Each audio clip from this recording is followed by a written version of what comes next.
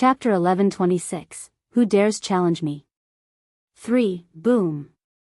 The quaking thunder exploded thunderously the moment it struck the Saint King from the Huangdao clan. It was so loud that it temporarily deafened everyone present, and a terrifying energy immediately erupted, striking the Saint King like a heavy hammer. A 16th star quaking thunder contained the full-powered strike of a 16th star expert, and its power would vaguely exceed the strength of the person who had charged it up since it had been suppressed. Only experts at the same level of cultivation could withstand a quaking thunder. Blood shot out of the Saint King's mouth. He immediately paled and was blown back by the violent energy. He landed several kilometers away in a horrible condition. "I'll cut down a pillar of the Huangdao clan today." "Gus, you shouldn't have come here," the Grand Elder sternly said. Killing intent flickered in his eyes as he rushed over with his lance. He wanted to finish off the 15th star expert. "Gus, we can't hold back anymore," the other old man of the Huangdao clan called out as he fought against a Saint King of the 100-footed clan. With that, a sliver of determination appeared in the eyes of Gus, who had been injured by the quaking thunder. As the Grand Elder charged over, he pulled out a fist-sized quaking thunder from his space ring and immediately triggered it. The quaking thunder began to flash with light as a terrifying energy unsteadily pulsed out. "What? You actually have a 16th star quaking thunder as well?" The Grand Elder's expression changed, and he came to a screeching stop. He immediately retreated. At the same time, Gus threw the quaking thunder. It shot towards the Grand Elder as a streak of light with lightning-like speed. The Grand Elder dodged as hard as he could, but the sliver of presence from Gus within the quaking thunder had already locked onto him. It tailed him, and he could not shake it off. There was the unstable pulsing of powerful energy in the quaking thunder as well, so even freezing space could not stop it. The unstable pulsing was more than enough to break through any frozen space. In the end, the Grand Elder clenched his teeth and the lance in his hand exploded with a blinding light. He stabbed at the quaking thunder as hard as he could. Boom! Another deafening sound rang out. Although the quaking thunder had failed to land on the Grand Elder, it was still not pleasant to fend off a full-powered strike from a 16th star expert.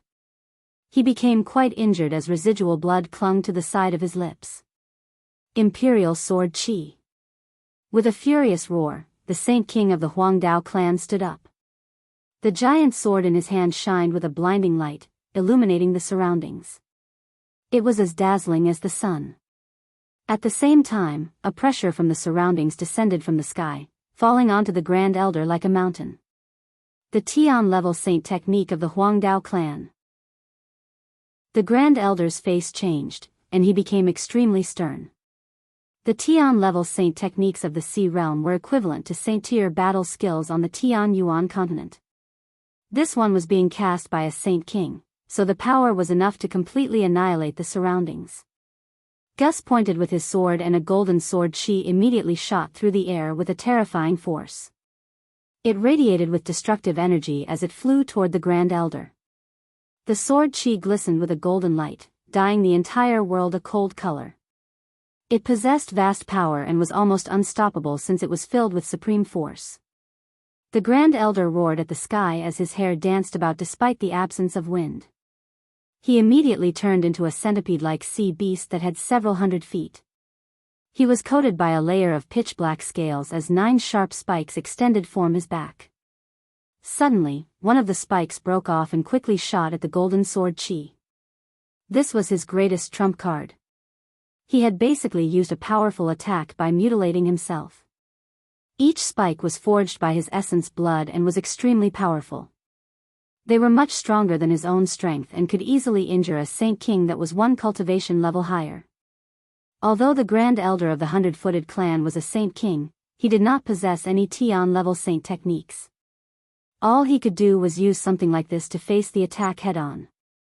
Tian-level Saint techniques could not be comprehended with strength alone. They relied on the comprehension level of the person and that person's compatibility with the Saint technique. A few clever and talented people could grasp Tian-level Saint techniques at Saint Ruler, while there were others who could not comprehend a single one even after spending most of their lives as Saint Kings.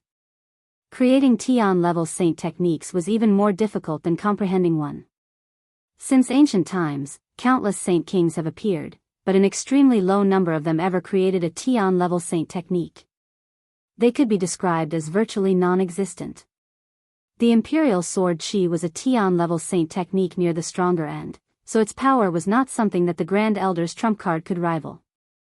When the Golden Sword Chi and Spike collided, the two of them became locked in a stalemate. After some time, the spike turned to dust, and the Golden Sword Chi continued toward the Grand Elder.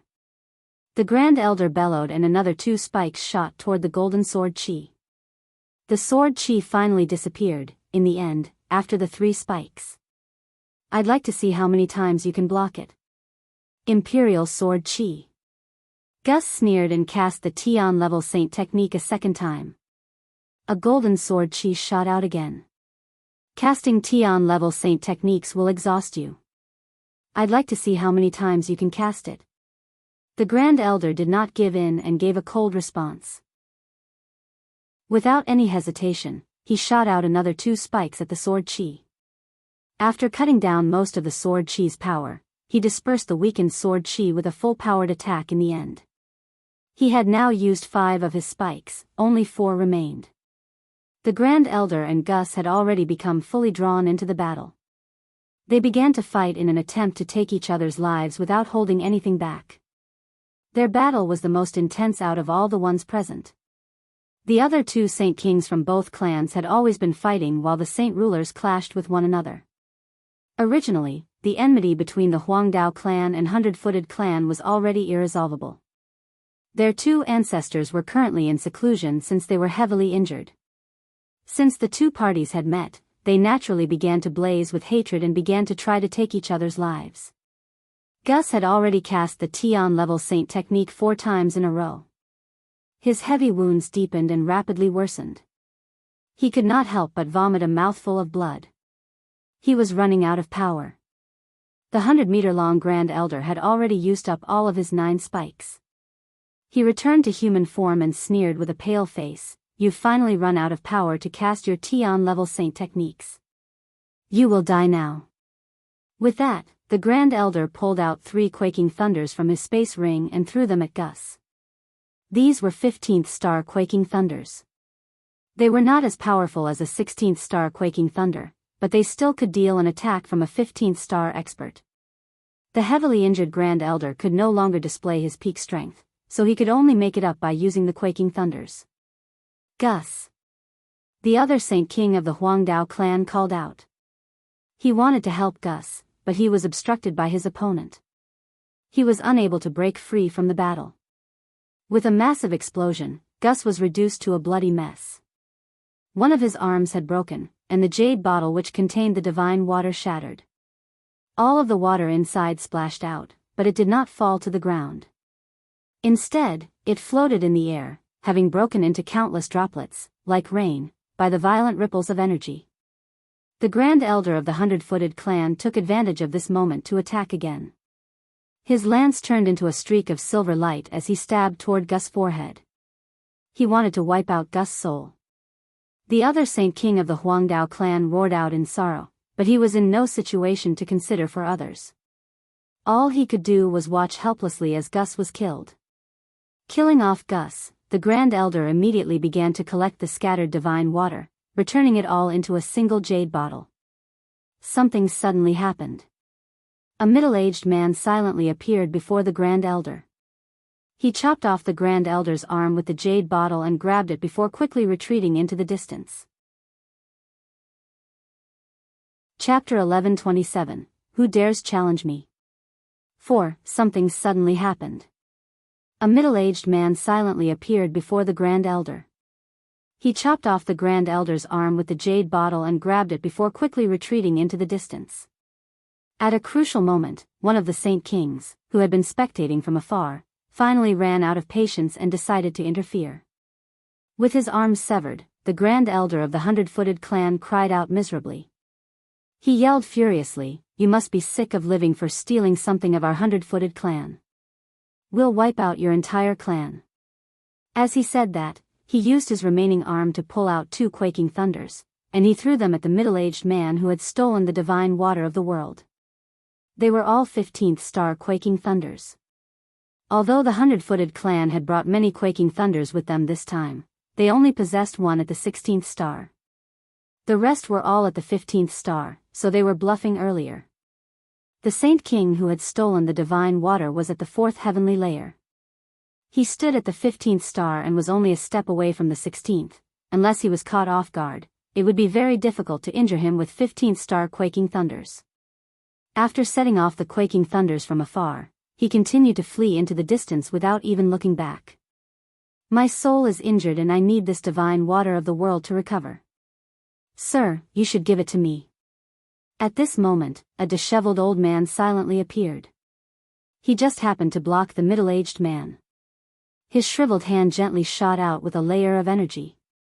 The palm strike did not seem to possess any power, but all Saint Kings could feel an extremely forceful and tough energy present inside.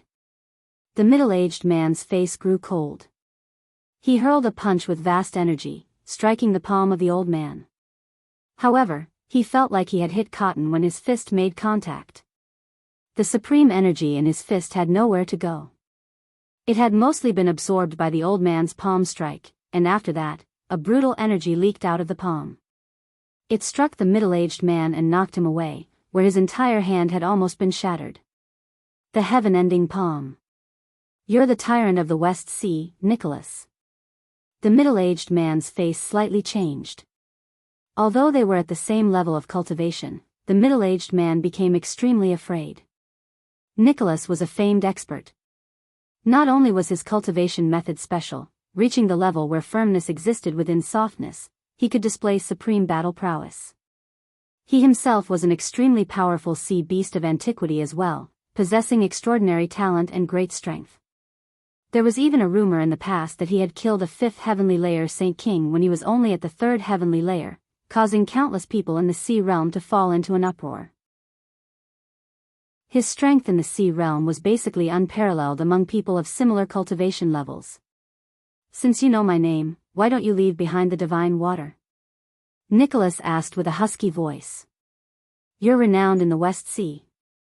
I'm obviously not your opponent when you were at your peak, but your soul's injured now, so your strength had been greatly affected. Why should I fear you? The middle-aged man responded with a deep voice. Hee, my soul may be injured, but my strength is unaffected. You're unwilling to hand up the divine water, so it looks like I can only retrieve it from you myself. Nicholas coldly chuckled before quickly charging toward the middle-aged man. On another side, the experts of the 100-footed clan and Huangdao clan remained locked in battle. They hadn't stopped fighting because of the divine water. Their resentment for each other had slowly overcome their reasoning. The divine water had already changed hands, so the surrounding Saint Kings obviously stopped paying any attention to them. They all turned to Nicholas and the other person as their eyes flickered with a gleam of light. Zhou Chuyun and Lu Jun had retreated to several kilometers away long ago. Blood dripped from the corner of their mouths, having been injured by the ripples of battle. The current situation had already developed to a point where they could not change it. Although Nicholas possessed an injured soul, he was still extremely powerful. He clashed with the 4th heavenly layer Saint King 100 times already, beating the middle-aged man to the point where he was heavily injured and bloodied. A visible hole had even appeared in his chest, created by a palm strike from Nicholas. Killing intent had already grown densely in Nicholas' eyes. He immediately appeared before the middle-aged man, and he struck his head mercilessly as a dense layer of soft energy coated his hand. Nicholas, I'll give you the divine water since you want it. The middle-aged man finally gave in and threw the divine water near the crowd of people. With that, Nicholas immediately gave up on his fight with the middle-aged man. He shot after the divine water with lightning-like speed, crossing 100 meters instantly and grabbing the jade battle. 3 Saint Kings began to move. Vast energy wrapped around them as they attacked Nicholas in unison, beginning an intense battle with him. Nicholas was extremely powerful. The power of his heaven-ending palm was unparalleled. Even while fighting equally with 3 Saint Kings, he vaguely appeared to have gained the upper hand. A few other Saint Kings watched the fight from a distance. They all became rather tempted to interfere when they saw this. Nicholas glanced around and sneered, "You're looking to die if you want to fight me with just your strength." Suddenly, Nicholas' eyes became filled with malevolence. Red light immediately glowed from his eyes, enveloping two of the people he was fighting and temporarily stunning them. It's said that Nicholas' original form is a demonic dragon. That's his natural ability. It targets the soul and is impossible to guard against, a Saint King said with a deep voice as he watched from afar. With a flash, Nicholas suddenly appeared beside the two stunned Saint Kings. His shriveled hands struck their heads and smashed them in, wiping out their souls. The remaining Saint King immediately became utterly terrified. He had no interest in the battle anymore and turned around to flee. Nicholas did not pursue. He gazed at the Saint Kings who watched on rather threateningly before opening the bottle cap to drink the divine water. Many Saint Kings did nothing, having been stunned by Nicholas' strength. However, there were still some people who did not fear him. At that moment, the four old men stepped forward in unison. Pitch-black metal swords appeared in their hands. These were swords forged from an extremely tough meteorite that possessed odd inscriptions. They then swung out at the same time, sending four sword chi toward Nicholas. The sword chi was extremely sharp and possessed a presence that surged into the sky, vastly different from any ordinary sword chi. Nicholas' eyes grew cold. He shattered the sword chi with his palm strikes and sneered, "You four want to fight me? You're overestimating yourselves." Scorn filled Nicholas' eyes. The four old men were only at the third heavenly layer. Their sword chi was very powerful, but it was nothing noteworthy to him. The four old men said nothing. They stood in a formation and charged up, embroiling in a great battle with Nicholas. They assisted each other in both attack and defense, retreating and advancing perfectly. They were extremely rhythmic, nowhere near as powerful as Nicholas yet able to fight him to a stalemate. They could even vaguely suppress him. "I never thought that you four would actually know formations for joint attacks. I sure have underestimated you four," sneered Nicholas. His eyes became evil-looking once more and two streaks of red light shot out. Infinite sword formation. The four old men yelled and their metal swords layered upon each other to form a square. Their power actually joined together and a shocking sword chi shot out formed the center of the square, obliterating the red light from Nicholas' eyes.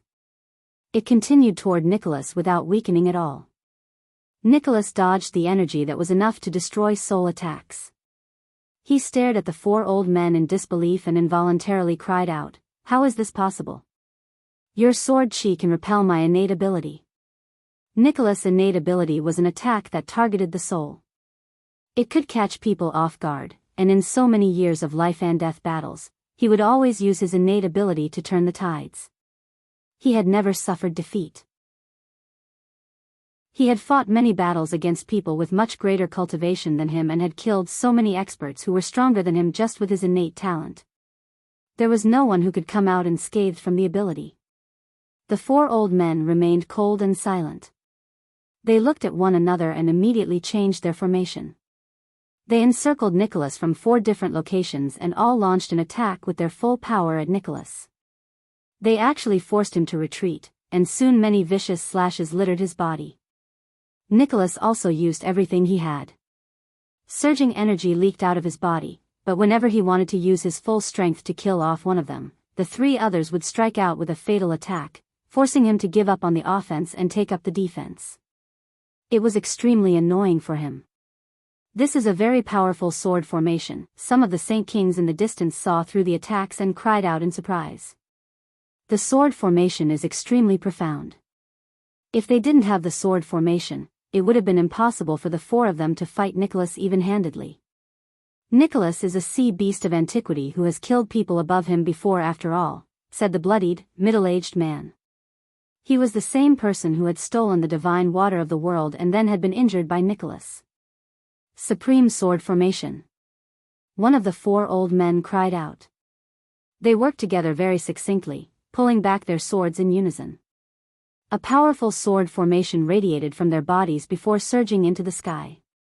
At that moment, the four of them seemed to have become swords that stood upright in the world. An eternal glow radiated from them, and in unison, their presences began to skyrocket. They reached the peak of the fourth heavenly layer in the blink of an eye, almost reaching the fifth. This was not their strength, but the strength of combining their powers through the sword formation. It allowed their powers to erupt for a short moment. Suddenly, the four of them moved. They left behind an illusionary afterimage where they had been standing and shot toward Nicholas at the same time with unbelievable speed. Spurt. Spurt. Spurt. Spurt. The four metal swords stabbed into Nicholas at the same time as a brutal sword chi erupted from the swords. It reduced Nicholas' body to a bloody mess. Just as Nicholas' soul wanted to flee, a terrifying suction appeared from the four metal swords. It actually drew his soul toward the metal swords before it was quartered and absorbed by the swords. No. Nicholas' terrifying howl of despair could vaguely be heard, but there was no more sound afterward. The old men remained as cold as before, slowly withdrawing their bloody swords. Afterward, they pulled out a towel to carefully wipe off the blood. The divine water of the world with Nicholas obviously entered their hands as well. Fear filled the eyes of the spectating Saint Kings. Nicholas' death had affected them greatly at a mental level. Nicholas' present strength was at the fourth heavenly layer of Saint King. He was strong enough to rival some new 16th star experts, yet he had actually been slain so easily by four old men of unknown origins. The four of them had even killed him unscathed, to everyone's disbelief. The experts of the Huangdao clan and Hundred-Footed clan remained locked in a death battle. They had completely given up on the divine water as their battle became extremely intense. It had reached a point where they would not stop until one side completely died. Leave the divine water. At this moment, a furious roar rang out from the distance. Jian Chen had finally returned. He left behind a blur as he ran, moving extremely quick. Chapter 1128, Who Dares Challenge Me?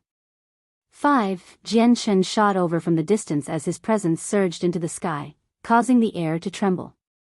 His eyes were cold and a chilling killing intent flickered in them. It's Senior Yang Yutian. Fantastic, Senior Yang Yutian's finally returned. Zhou Chuyun and Lu Jun both became filled with excitement while they hid in the distance. They seemed to have grasped a ray of hope in their moment of despair. The battle for the divine water had completely devolved into a fight between Saint Kings. They were in no shape to interfere and even lacked the right to speak. All they could do was watch as many Saint Kings fought over the divine water as if it was theirs already, which caused them to become extremely irritated and feel like they had been wronged. When they saw Yang Yutian return, they immediately became filled with energy. Who is this person? What a powerful presence. What an arrogant person. Even Nicholas of the West Sea has died. Is he stronger than Nicholas? Many people quickly glanced at Jian Chen. A few Saint Kings even sneered. They did not believe Jian Chen could win against the four mysterious old men with the metal swords. They thought he was just running to his death. The old men stood in a similar posture as before. They seemed to be at ease, but it was a different case in reality. They could use their sword formations at any moment. They all stared at Jian Chen as they frowned slightly and sternly. It's him. He's actually returned at this moment, said one of the old men. The four of them knew just how powerful Jian Chen was.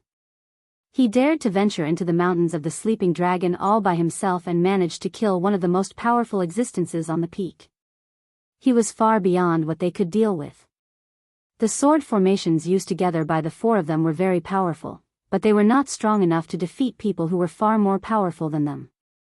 I can sense a silver of threat from that person. His strength is definitely far beyond what we can deal with. We didn't come here for the divine water of the world, so we shouldn't offend an expert like him over something that's useless to us, one of the old men communicated through a technique. Fear filled his eyes.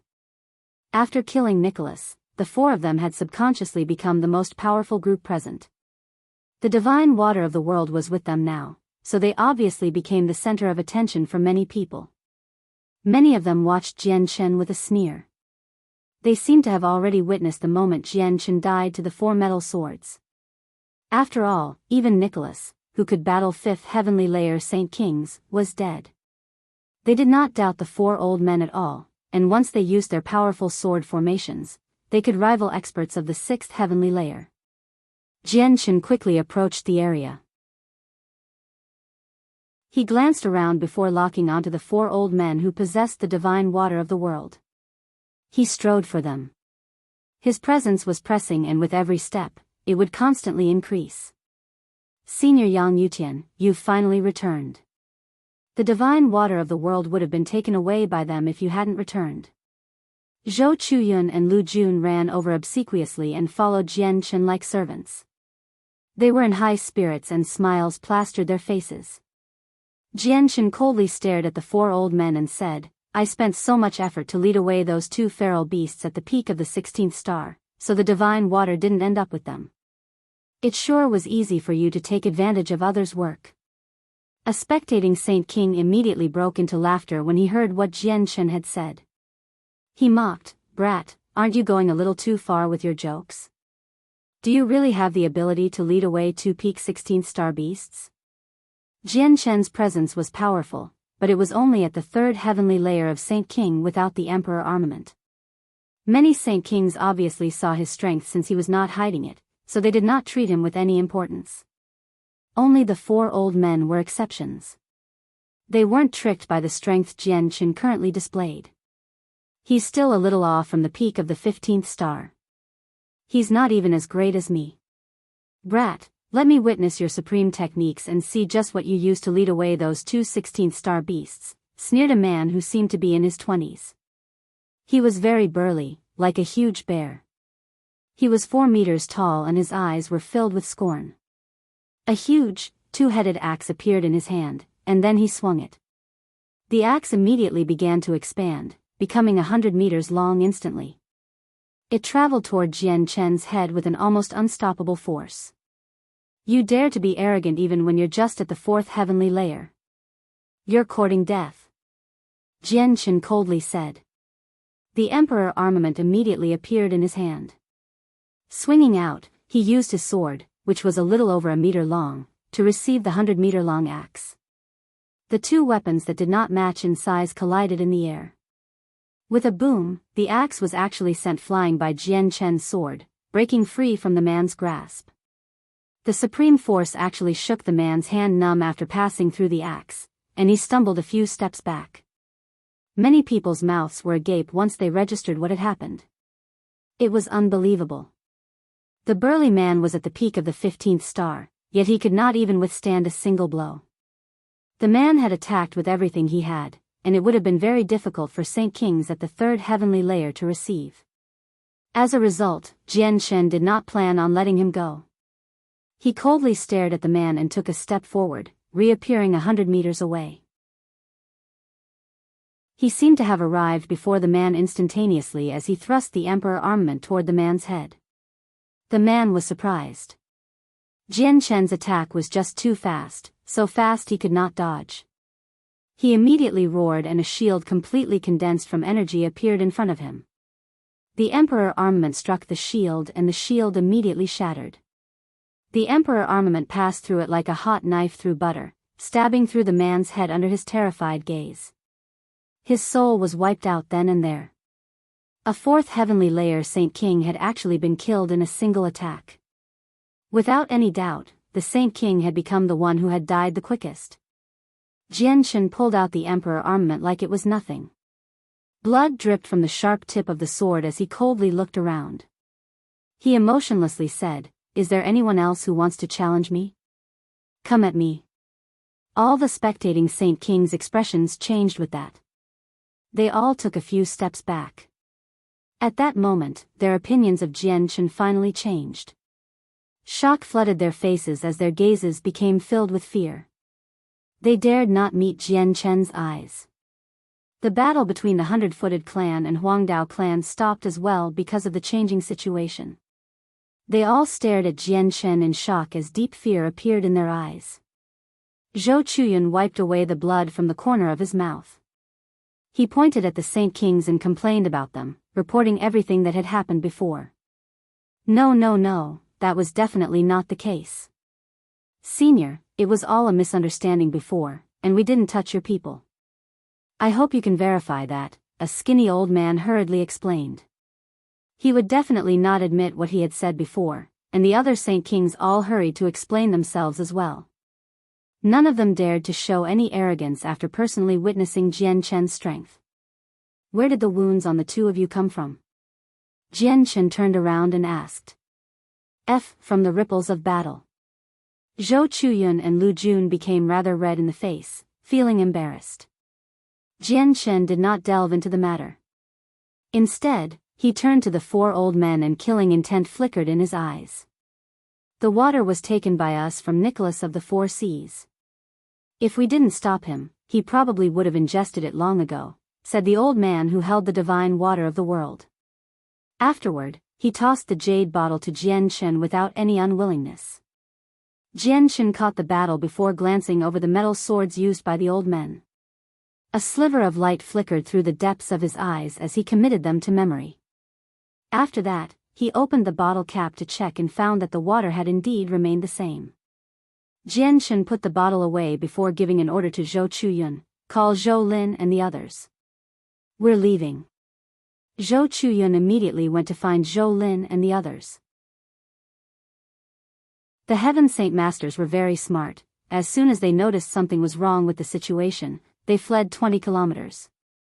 They avoided all the ripples of battle and returned with Zhou Chuyun unscathed. As Zhou Chuyun went off to get them, Lu Jun took advantage of the moment to check through all the corpses of the beasts. He had found a few thunderstones in the end and had removed all the space rings of the Saint Kings that had fallen in battle. Afterward, he passed all of them courteously to Jian Chen.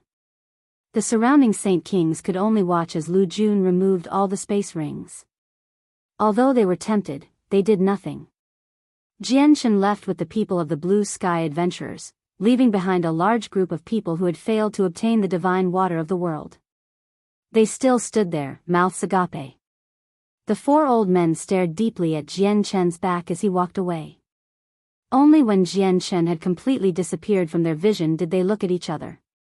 As if their minds were connected, they walked in Jian Chen's direction in unison. Afterward, all the Saint Kings that had gathered there left. All of them were filled with pity since they had just watched divine water of the world get taken away. Pay for Gus' life. Suddenly, the remaining Saint King of the Huangdao clan bellowed out. He quickly charged toward the heavily injured Grand Elder of the 100-footed clan who was missing an arm, but he was blocked by the other Saint King. The two of them began to fight once again. Lan Mo did not participate in the battle between the two clans. Instead, he had backed far away long ago. He was currently pale-faced as his legs shook. He's actually a 16th star expert. I've actually provoked a 16th star expert. Lan Mo was filled with lingering fear and a cold sweat flooded his forehead.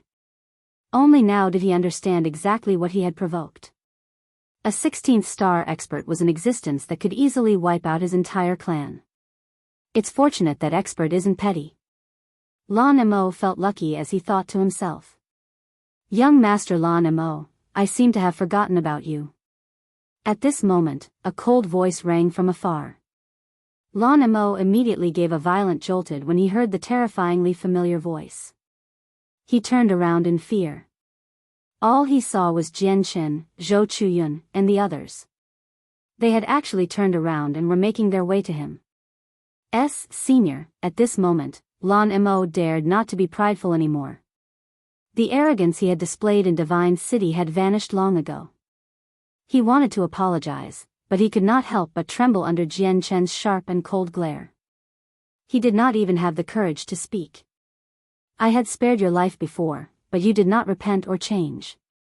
You asked for it, Jian Chen coldly said. Afterward, he extended a finger and an azulate sword chi shot out.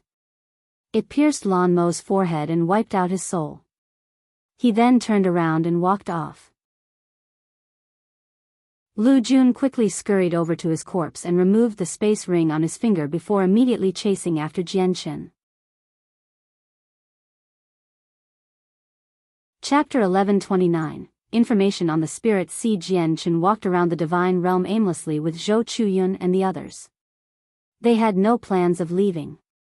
Esteemed senior, you've already obtained the divine water of the world and more shouldn't appear in such a short amount of time. Zhou Chuyun spoke from behind Jian Chen. He had already ingested the Class 6 Radiant Spirit pulls from Jian Chen, so he had recovered from almost all of his injuries. He was mostly fine now. After a moment of silence, Jian Chen passed a small portion of the divine water to Zhou Chuyun and Lu Jun. He also gave them a few 15th star quaking thunders and said, I don't want to leave for now. Your lives will be threatened if you follow me around in the depths of the divine realm, so you should return first. No, Senior Yang Yutian. We've followed you for the entire journey, and we've already benefited greatly. How can we take something that belongs to you? Shocked by the unexpected action, Zhou Chuyun and Lu Jun dared to not accept the items from Jian Chen. Take it. If it weren't for you leading the way, I wouldn't have been able to obtain the divine water of the world. Plus, we already agreed to split things with you before. Jian Chen shoved the divine water of the world and the 15th star quaking thunders into their hands before bidding farewell to them. He had obtained far too little divine water. It was probably only enough for Hong Lian to recover her strength. The several dozen elites of the Flame Mercenaries also needed divine water of the world to increase the quality of their souls and their talent so they could reach Saint Ruler. As a result, Jian Chen needed to find more of the water. Zhou Chuyun, Lu Jun, and the other Heaven Saint Master reluctantly separated with Jian Chen. They embarked on their trip back. During the few days they were with Jian Chen, they had experienced a delight they had never experienced before while crossing through the divine realm, filling them with enthusiasm. The entire experience would become something they would cherish. However, they also knew that this feeling was not permanent because their relationship with Jian Chen was not very deep. They were just cooperating. Senior Yang Yutian, I will remember you forever. Before they separated, Zhou Lin stared at Jian Chen in admiration and respect. Her eyes were filled with reluctance. Jian Chen watched them disappear into the distance. He had silently helped Zhou Chuyun so much only because they were both of the same race. Jian Chen seemed to have seen his past self in the people who worked so arduously to become more powerful in this foreign land. Jian Chen dismissed his thoughts. He suddenly said, the four of you have stalked me for so long. It's about time you appear. With that, four old men silently emerged from the bushes behind him. They did not make any sound, like ghosts. Jian Chen turned around and calmly looked at the four of them. He coldly asked, why are you following me? The four old men did not respond. They calmly stared at him and only after quite a while did someone talk. Sir, it seems like you've only come to the divine realm in search of the water. So what if that's the case? Jian Chen remained the same. Sir, we might be able to cooperate if you want to obtain even more of the water, the old man continued. Cooperate? Have you seen traces of more water?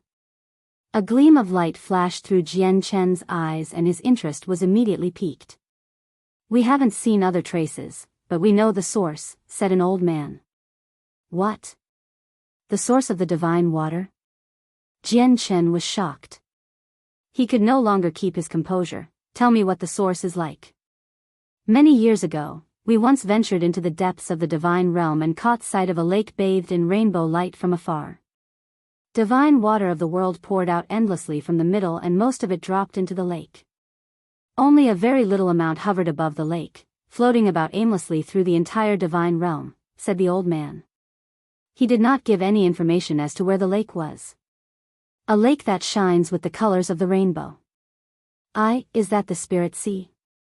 Jian Chen was greatly shaken. According to what they had said, it was extremely likely that they had seen the Spirit Sea. Once he found the Spirit Sea, the water would no longer be a problem. We can work together. What are your conditions? Jian Chen agreed without an hesitation. The information they had revealed was just too great of a temptation to him. We have no conditions. We only wish to travel together because there's extremely powerful formations that protect the source. It's very difficult for the four of us to break through, so we need helpers. Once we get through the formations, you can take the divine water, and we'll take what we need, said the old man. Pausing slightly, Jian Chen looked at the four of them as his eyes lit up. He gently smiled. The item you four need must be very valuable, right? It is indeed valuable to us, but it is useless to you. A metal sword appeared in the old man's hands as he continues, this is the weapon the four of use. It is not condensed from energy. It is instead forged from meteorites over several years. The item we need is a material for the sword, which can make it even more powerful.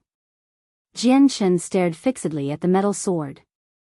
He had been in this world for so long, yet all the weapons used by the experts he had come across were condensed from energy.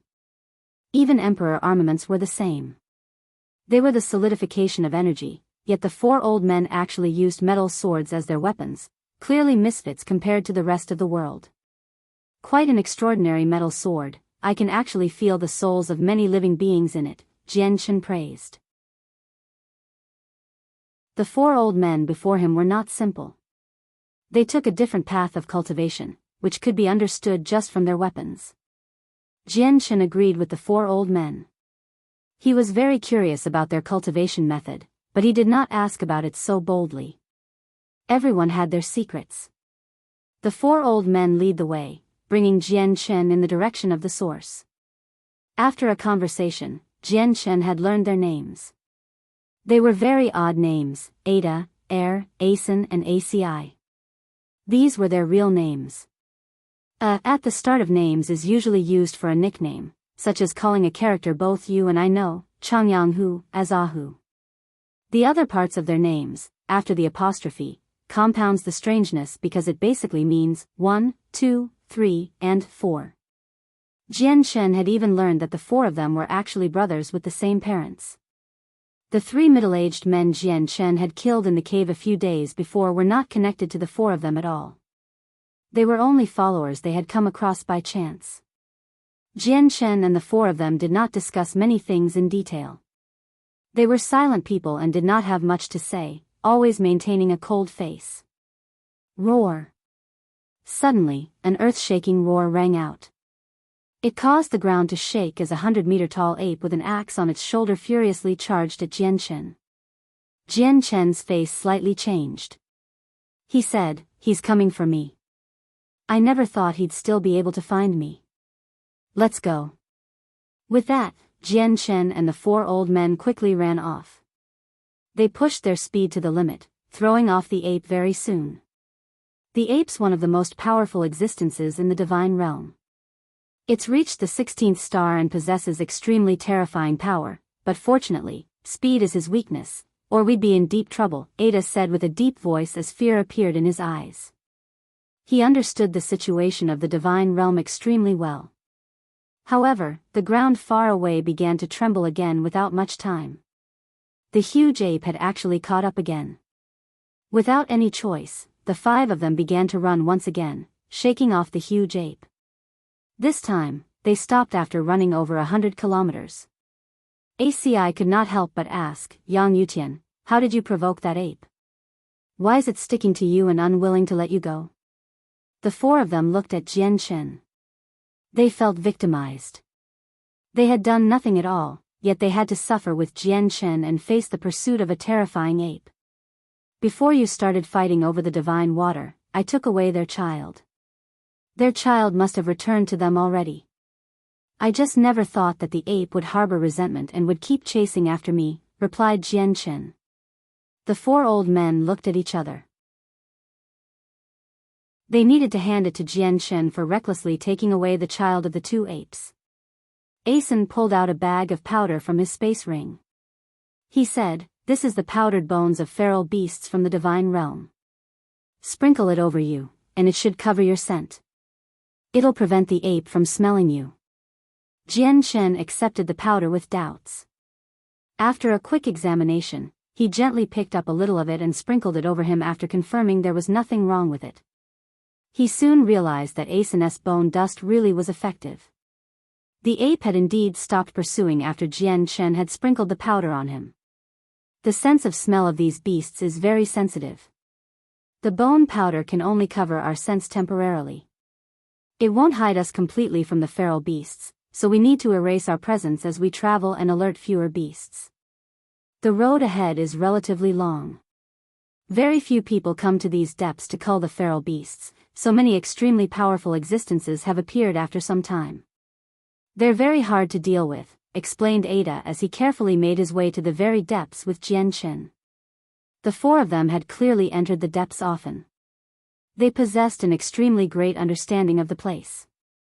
Not only could they tell what powerful feral beast was active in a certain region from a few small hints, they could even deduce what special and powerful types of feral beasts lived there depending on the environment and geography, allowing them to avoid many problems. There was even one time when they had entered the territory of the soaring ants. The four old men saw a few hints and backed out as soon as possible, avoiding the dangerous ants. Jian Chen admired the four old men for their rich experience. He had even began to wonder whether or not the four of them had been born in the divine realm because they knew the place too well. They virtually had the power to avoid disaster. Chapter 1130, A Mystical Space. Relatively fewer battles occurred along the way. They had chosen to avoid almost all the feral beasts they came across, so head-on battles happened very rarely. They spent more time traveling. Jian Chen and the four old men approached the end of the divine realm. They had traveled for 3 days and had finally arrived before a big, surging river. The pathway to the place is beneath the river. We discovered it accidentally. Follow us and don't get lost, said Ada. After that, the four of them all jumped into the river and disappeared, quickly sinking to the bottom. Jian Chen did not hesitate either. He allowed chaotic force to surge through his body, pushing his defenses to the extreme before jumping in as well. The river was very deep. Following the four old men from behind, Jian Chen sank for 10,000 meters before finally approaching the bottom. He endured the pressure from several dozen tons of water. It was enough to pulverize a normal person, but it was nothing to an expert like Jian Chen. It was not pitch black at the bottom of the river. A layer of drifting sand glowed with a faint blue light, dyeing the bottom of the lake blue and making it seem like a wonderland. It was extremely pretty. A type of mutated fish lived down there. They were extremely powerful, and some of the more powerful ones could even threaten saint rulers. They attacked Jian Chen and the four old men from time to time. The four old men had already drawn their metal swords. They slashed the fish in half and a blue liquid flowed from the dead fish. The fish did not possess red blood but blue blood. Jian Chen would also send azulate sword chi toward the fish that attacked him from time to time. The fish were not powerful, so the sword chi was enough. Jian Chen and the four old men traveled upriver. After traveling several thousand meters, a 5-meter-wide hole appeared in front of them. The hole was completely hidden by the river and could only be discovered at the bottom. Jian Chen followed Ada and the others into the hole. There was still a lot of drifting sand that glowed with blue light there. The sand was neither metal nor rock, but the particles were much larger in size, around thumb-sized. Jian Chen picked up a handful of the particles and examined them. Afterward, he said to the four old men through a communication technique, "You should collect some of this. It's a material for forging weapons. If you add in some of this, it can greatly increase the power of your swords." Jian Chen had already secretly asked the sword spirits and confirmed that the blue sand particles were a type of material. However, their quality was just far too low and would not be helpful when forging the azulate swords. However, it was a high-quality material to their metal swords. The four of them became stunned by Jian Chen's message. They looked at him in shock. They never would have thought that Jian Chen would understand more about forging weapons than them, which was the reason why they became shocked. The four of them did not say much. All of them collected some of the pebble-like sand before continuing on. The deep blue hole was filled with water, so Jian Chen and the four of them could not speak. All they could do was communicate using techniques. "We'll reach our destination after we pass through here. It's a brand new world in there, so be careful," Ada informed Jian Chen. When they reached the end of the hole, there was not a rock face but a region of twisting, blurry space. It was not the first time the four old men had come here. They passed through the blurry space with much familiarity before vanishing. Jian Chen hesitated slightly and secretly made some preparations. Afterward, he entered the distorted space as well and vanished from the tunnel. Stepping out, Jian Chen's vision suddenly returned. He quickly glanced around and discovered that he seemed to have come to another world to his shock. However, before he could observe anything in more detail, he suddenly felt weightless. He actually began to fall. Jian Chen stabilized himself very quickly. He discovered that he had actually appeared at an altitude of several hundred meters after passing through the tunnel. There was an extremely slippery rock face below him, and he just happened to emerge in the center of it. The tunnel he had emerged from was blurry and unclear. This is our destination, where the divine water of the world is sourced. Ada and the others levitated at the same altitude as Jian Chen. There was no joy on their faces, only seriousness. Jian Chen looked forward and immediately became overjoyed. A huge lake lay over 10 kilometers away from him and water constantly shot out of the center. It created a 10-meter-tall spray. Some slightly multicolored divine water floated atop the lake before falling back into it. An extremely small portion of the divine water drifted from the lake and then weirdly disappeared. A spirit sea. This is a spirit sea. Jian Chen rejoiced inside. He had heard about the spirit sea from the sword spirits, so he obviously recognized it at first glance. Obtaining the divine water of the world will definitely be difficult. A powerful layer of formations surround the source and a group of extremely powerful beasts cultivate on the outer layers. These beasts have all ingested the water and possess intelligence, so they are much harder to deal with than the ones outside, Asen said with a deep voice. Jian Chen glanced over and his joy disappeared very quickly. It was gradually replaced by a sternness. He had discovered that the spirit sea was just as Asen had described, covered by a powerful formation. Over 30 mountainous feral beasts gathered outside the formation and every single one of them radiated with vast presences. Even the weakest one was at the 7th heavenly layer of Saint King while the strongest was at the great perfection of Saint King and there were multiple at each layer. Suddenly, Jian Chen's heart skipped a beat. He stared at a smaller and unimpressive beast in shock as his heart surged. A Class 9 feral beast. There's actually a Class 9 feral beast here. Jian Chen exclaimed inside. He was filled with disbelief. There was actually a beast as powerful as a Saint Emperor among them. Jian Chen became grim. With so many terrifying beasts guarding the area, it was impossible for them to venture into the spirit sea. Looks like I need to get Rui Jin and the others to help out, Jian Chen sighed inside. He had come across powerful foes he could not overcome himself. Don't worry. These beasts may be very terrifying, but they are not without weaknesses. The 4 of us once stayed here in secret for several centuries, so we know their habits like the back of our hands. Every 100 years, the formations here will become unstable. It will disturb the surroundings and isolate the area, making the region extremely unstable. At that moment, the beast's senses and smell will be affected. That will be the perfect time for us to enter. There's not just one layer of formations here. There's another 2 layers hidden inside. The 3 layers divide the area into 3 regions. The region where the beasts stay is only within the first layer of formations. They inhabit something like an alternate space, so they can't discover us unless we enter the first layer of formations. All we need to do now is wait for the formation to become unstable. Then we will take advantage of when the senses of the beasts are at their weakest and quickly pass through the first and second layer of formations. These beasts can't pass through the second layer, so it's impossible for them to injure us. How much time is there until the formations become unstable again? Jian Chen asked. We've calculated it accurately. There should be half a month to a month left. No longer than 3 months. With that, Jian Chen temporarily gave up on the idea of letting out Rui Jin and the other 2. If he could, he wanted to use his own efforts to obtain everything he needed. He did not want to rely on others too much. Afterward, Jian Chen, Ada, and the other 3 waited for half a month, finally witnessing the instability that occurred once every century. Wild streams of energy suddenly appeared as the 3 layers of formations up ahead violently pulsed. The space up ahead became extremely distorted, such that one's line of sight became completely obscured. One's vision was reduced to a blurry, chaotic world, where all senses were nullified by the distorted space. It's now. Let's go.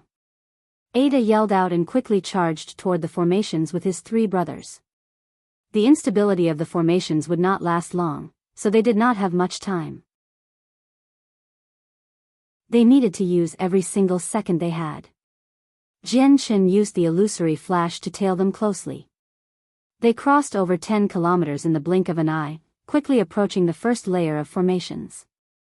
The 4 brothers then began to advance using an odd sequence of steps. This was the key to the formation.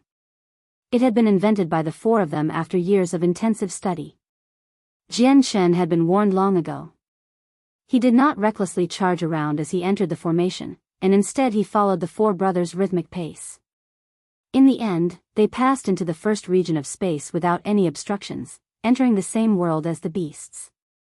The beasts were greatly affected by the instability of the formations. They had lost all sense of the situation around them. They could not see or smell, possessing no idea that other people had already entered the region. However, the 5 of them were exactly the same. They held hands with each other as they advanced, afraid that they would be separated. We still have roughly 10 minutes, Ada said through a communication technique. Afterward, the 5 of them formed a straight line as they made their way to the second region purely by instinct. At this moment, Ada, who was at the very front, suddenly stopped, almost causing the people behind him to crash.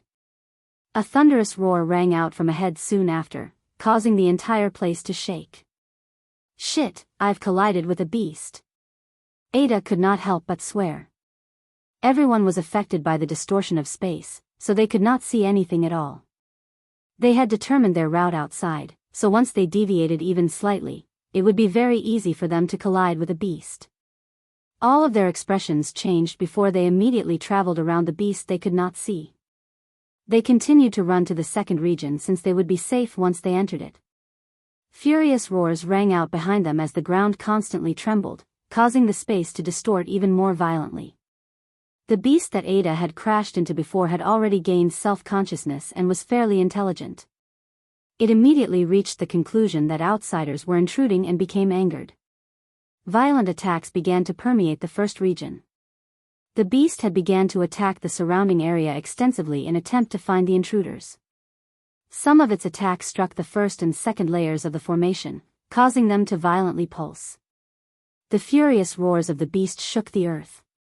Even though all their senses were affected by the unstable formations, some nearby beasts still managed to hear the loud sounds. Furious roars immediately began to ring out one after another. They were communicating with the beasts around them using a special method. Chapter 1131, The Nirvanic Immortal Exalt. Shit, more and more feral beasts are detecting our presence. We need to get to the second layer of formations as soon as possible, said through a communication techniques. He was extremely stern. The beasts here were just too powerful. There were multiple beasts that were equal to Hall Elders, and there was even a Class 9 feral beast hidden between them. The 5 of them began to move even faster. At that moment, all of them pushed their speed to the utmost limit, using every second they had to travel to the second region. They used everything they had hid before, no longer holding back at all. The beasts in the first region learned that there were intruders through communication techniques with one another. They all roared out furiously as they aimlessly attacked in attempt to find the intruders. The ground trembled violently from the attacks and the entire region shook. The space there even began to ripple, showing signs of shattering even though it was much tougher than the space in the sea realm. The ground within the formation was clearly protected by a powerful and mysterious energy. No matter what attacks landed on the ground, the land was not destroyed. The space became even more unstable from the attacks of the beasts, so Jian Chen and the others could not use their various abilities to hurry along by controlling space. They all used the various movement techniques they knew to travel extremely fast. Jian Chen used the illusory flash to stick close behind the old men. They continued to hold hands with one another to avoid becoming lost. Terrifying energy ripples from the attacks swept past them. The powerful attacks from the beasts landed beside them many times, almost injuring them. If it were not for their strength, just the ripples of energy would have been enough to stop them from advancing or even heavily injure them. Ada and the three others all became extremely stern. They clenched their teeth tightly as sweat poured from their foreheads. At that moment, they felt like a few kilometers, which was usually nothing to them, was extremely far away. It was impossible for them to travel at their usual speeds in the space shaken up by energy. Spurt. Suddenly, ACI vomited a mouthful of blood. His chest was randomly struck by a fist-sized ball of energy, and his flesh completely disappeared there. He became heavily injured. ACI tightly clenched his teeth and endured. He continued toward the second region without slowing down at all. Finally, they successfully reached the second layer of formations before quickly entering it. However, before they could relax, Ada said, "Crap, the formations changed from the attacks of those beasts. The method we originally comprehended to get through here has become useless." Air, ASIN, and ACIS expressions all drastically changed. They all called out without a second thought, "Retreat, let's retreat and get out." Comprehending the method to enter the formation was not something that could be completed in a short moment. They did not have much time right now, so they could not slowly study the formation. They immediately began to retreat, wanting to leave the formation. Otherwise, all the beasts would see them once the formation stabilized. There would only be death for them at that point. As they ran back, all of them sustained some injuries. Even Jian Chen was hit as well. His left arm had been clawed to a bloody mess. When the four old men made it back to the first layer of formations, their faces changed once more. Ada cried out, "We're in deep trouble now." The formation out had also changed from the attacks of the beasts. "We can't leave." "What?" Air and the others all became shocked with that. Despair filled their eyes. They had all realized the problem. They were trapped in there with a group of terrifying beasts, and the beasts would definitely not let them go. At this moment, the formations gradually began to stabilize. The distorted space rapidly recovered and the blurriness slowly disappeared. "We don't have any more time. We're dead if we still don't get out," ACI yelled in a panic. The four of them were utterly panic-stricken right now. They had lost all composure, only Jian Chen was the exception. "Maybe this will work," said Jian Chen. Afterward, he let out the white tiger from the saint artifact and said, "Xiao Bao, quickly take us out of here." Jian Chen immediately jumped onto its back and told Ada and the three others to grab onto its wings. He planned on using the white tiger's natural ability to ignore formations and spatial barriers to take them out. Without any hesitation, the white tiger attempted to charge out with Jian Chen. However, when it hit the formation, it did not directly pass through like usual and was instead blocked. The white tiger growled and attempted to get through the formation again. However, it still failed. It was trapped in the formation with Jian Chen and the others. Jian Chen was filled with disbelief with that. He dismounted the white tiger and gruffly said, "The formations here are weird. They aren't as simple as they seem."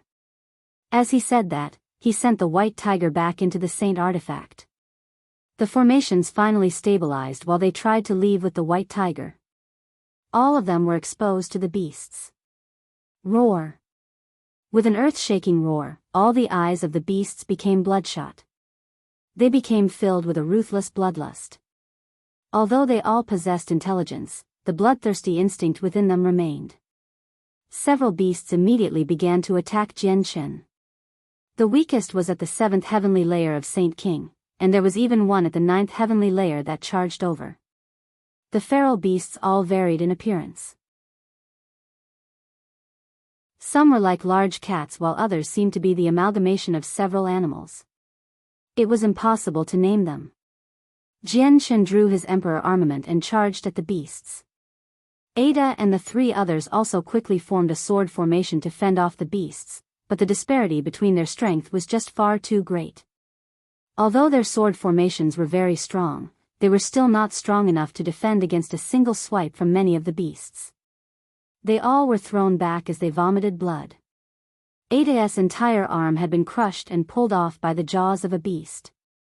It was painful that he could not help but shriek. His severed arm was devoured noisily. Brother! Air, Asen, and ACI all cried out.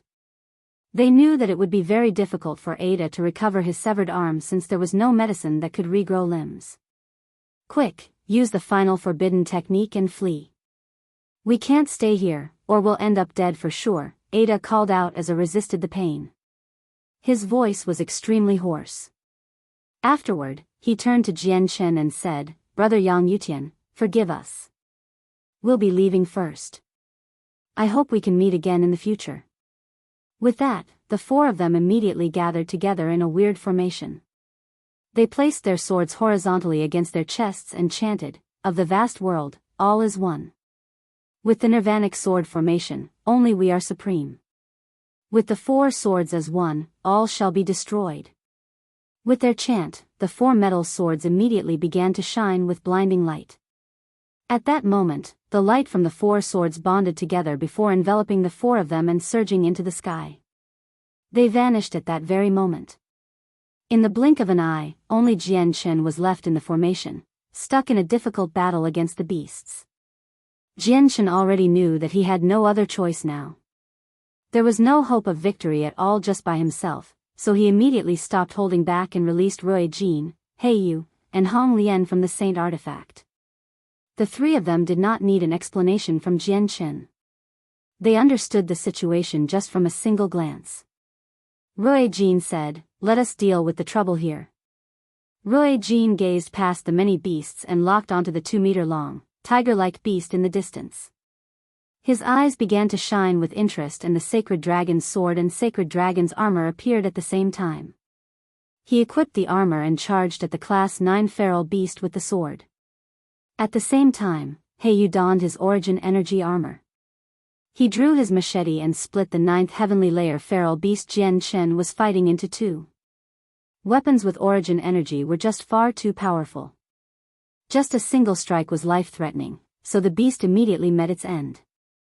It could not even resist. Flames roared around Hong Lian. She was like a goddess of flames as the terrifying fire seemed to be able to scorch the air. The flames caused the surrounding temperature to skyrocket and many of the beasts became extremely fearful of her flames. Hong Lian did not take part in the battle and instead stood beside Jian Chen, glaring at the surrounding beasts. Her strength had been greatly reduced, but she was still able to frighten away the beasts. A thought pulsed from the azulate sword spirits as they gathered around a multicolored rock in Jian Chen's sea of consciousness. No wonder I felt that the presence of the four metal swords was rather familiar, so it turns out that they practiced the famed technique of the Nirvanic Immortal Exalt, the Nirvanic sword formation. The Nirvanic Immortal Exalt was one of the 5 grand exalts. He had reached the same level of cultivation as former master, having reached the utmost extremes in terms of strength. It's a pity he died to the grand prime of the warring gods in the end. In that battle back then, the Nirvanic Immortal Exalt fell first.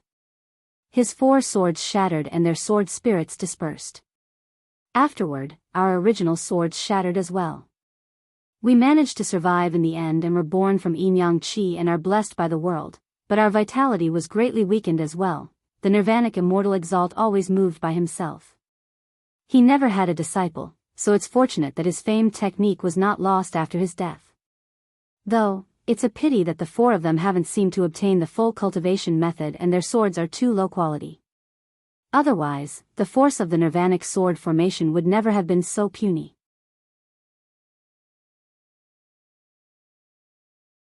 Chapter 1132, The Third Layer of Formations. Jian Chen did not hear the discussion between the sword spirits.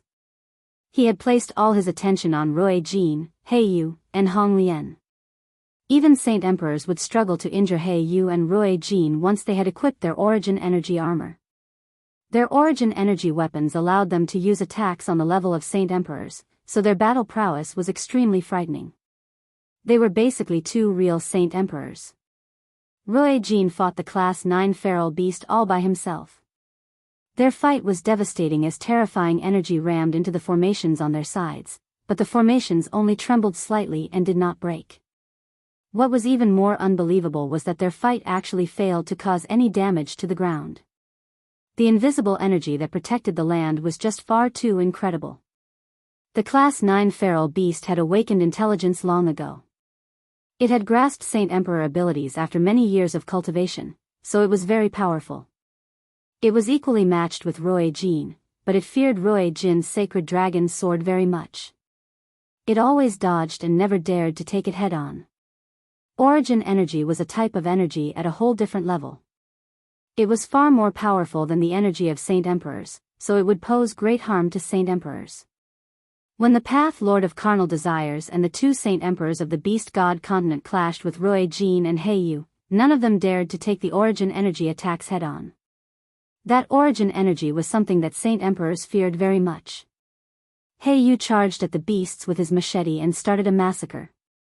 The strongest beasts only possessed a similar level of cultivation as him, but Heiyu was a mutated divine alligator. He possessed a battle prowess far greater than beasts of the same level. Coupled with his origin energy weapon, he was even stronger. Even when caught in an encirclement of beasts, he did not fall to a disadvantage at all. He instead continued to kill them one by one. In just a few seconds, over 10 beasts had died to Heiyu's hands. This included 2 at the great perfection of Saint King. Fear filled the eyes of the remaining beasts when they saw how powerful Heiyu was. They wanted to run away. Among them were 3 other beasts at great perfection as well, but they did not become involved with the battle. They retreated out of the formation after understanding the situation in front of them. They had already become utterly terrified by Heiyu's battle prowess and had lost all courage to fight. In the end, a few more beasts died and the remaining ones retreated out of the formation. They had learned how to get out quite some time ago. Without an opponent, Heiyu glanced at the Class 9 feral beast that fought Ruo Jin. A vicious light flickered through his eyes. The Class 9 feral beast's heart skipped a beat when he saw this. A thought immediately pulsed from it: outsiders, you are very powerful. I will leave and let you have this territory. With that, the Class 9 feral beast no longer bothered with Ruo Jin. It leaped through the formation. Class 9 feral beasts were equivalent to Saint Emperors. They were not easy to kill, and if they wanted to leave, even Ruo Jin and Heiyu were not enough to stop them. In the end, the first region between the formations was reduced to a ground full of 16th star feral beasts where blood dyed the ground. Jianshan checked through their corpses and found by surprise that they all possessed thunderstones. Even the weakest thunderstones were at the 7th heavenly layer, and there were even 2 at the great perfection of Saint King. Senior Ruo Jin, Senior Heiyu, Senior Hong Lian, can you help me fill up these thunderstones with energy when you have the time? Jianshan collected all the thunderstones and passed them all to the 3 of them along with his 15th star thunderstones in his space ring. The thunderstones required an expert that was just as strong or stronger than the beast it came from to input energy, and only then could they become quaking thunders. Otherwise, nothing would happen at all. The 3 of them split the thunderstones into 3 portions. It was a simple matter to them. Jianshan, where is this place? Is it the death nest? Heiyu looked around and asked. No, this is a zone of danger in the sea realm, the divine realm. Jianshan explained. Suddenly, streaks of light began to shine from Ruo Jin's eyes. He examined the formations without even blinking. As he slowly glanced around, 2 layers of formations hidden in space slowly appeared. The formations here are very powerful and very profound, Ruo Jin said after a while. He was very stern. Now that the threat of the beasts had been resolved, Jianshan placed his focus on the divine water of the world and the formations again. He then let the white tiger out of the artifact space and continued to attempt to pass through the formations with the white tiger. But, to Jianshan's disappointment, the formations here were extraordinary. The white tiger's innate ability was actually ineffective against these formations. It's a pity that Ada and them aren't here. They've studied formations quite extensively, so if they were here, we could find a way again very quickly, Jianshan gently sighed. He had come across quite a few formations in his life, but he had broken through all of them through brute strength. He had never studied them, so he had no foundation in the aspect of formations. I've tried earlier and found that these formations can completely withstand a full-powered attack from me. It's impossible to break through them forcefully, Hey, you said as well. He was extremely stern. He had only come across formations so powerful once before, and that was in the Bright Moon Divine Hall. Let me try. Rui Jin called out. He swung the sword in his hands and struck the formation as hard as he could. However, the formation only shook slightly after being hit by his attack that was on par with a Saint Emperor. He could not break through it. Rui Jin refused to believe this outcome and swung his sword several more times. He struck both the first and second layer of formations, but the outcome was still the same. The toughness of the formations could be described as heaven-defying. Strength at the level of Saint Emperors was not enough to break through them forcefully. The formations have been struck by attacks from the beasts during the instability, so they've undergone some minute changes. The way in before has become useless now, or I could have tried using Ada's special sequence of footsteps that had brought us in the first place. Looks like we're now just stuck here and need to slowly study the formation, Jian Chen helplessly said. They could do nothing about the formations present here. 3 steps diagonally left, 9 steps diagonally right, 5 steps left, 2 steps back, 4 steps diagonally right. Suddenly, a voice rang out in Jian Chen's head. Ziying remained quiet for some time before speaking. Ziying, is this the way into the formation? Jian Chen asked in surprise and joy. Master, this is one of the many ways into this formation. This formation may be extraordinary, but it is not one of the best. It is not a problem for us, said Ziying. Master, Ziying and I know quite a lot of things. We may just be sword spirits, but we have existed for a very long time after all. We can find a way through most formations, but not all formations have a method to get through them. There are many killing formations that have no way out. If Master comes across a formation like this, we will be no help. Qing Suo's pleasant voice rang out. It was filled with pride. Jian Chen followed the special sequence that Ziying told him. He finally made his way into the second region without any obstructions, while Rui Jin and the others did not return to the artifact space either. They followed Jian Chen to the second region. The white tiger stayed out as well. It shrank to the size of a cat and quietly sat on Jian Chen's shoulder. The light in its eyes flickered as it looked around curiously, but its gaze stopped many times on the formations. It would produce a deep growl from time to time, appearing to be rather irritated. It felt unhappy with what happened earlier. Clearly, the white tiger took the fact that it was unable to pass through the formations to heart. The second region was very safe. There were no beasts there, and Jian Chen was even closer to the Spirit Sea after arriving there, such that he could see the lake that glowed with water several kilometers away. Master, you need to attack the 18 crucial points of the formation to get through it. They need to be destroyed at the same time and a passage through the formation will rip open. This passage closes up very fast, so you need to pass through it as quickly as you can. Ziying saw through the secrets of the formations very soon and told Jian Chen how to get past it. That's easy. I can instantly send out 18 sword chi, said Jian Chen. He was proficient with using the sword fast, so this was nothing difficult to him. Master, it won't be enough with your power. You need attacks at the level of Saint Emperors to destroy these crucial points, Ziying followed up. What? It needs to be at the level of Saint Emperors? Jian Chen was shocked. He had never come across such a powerful formation where only Saint Emperors could enter.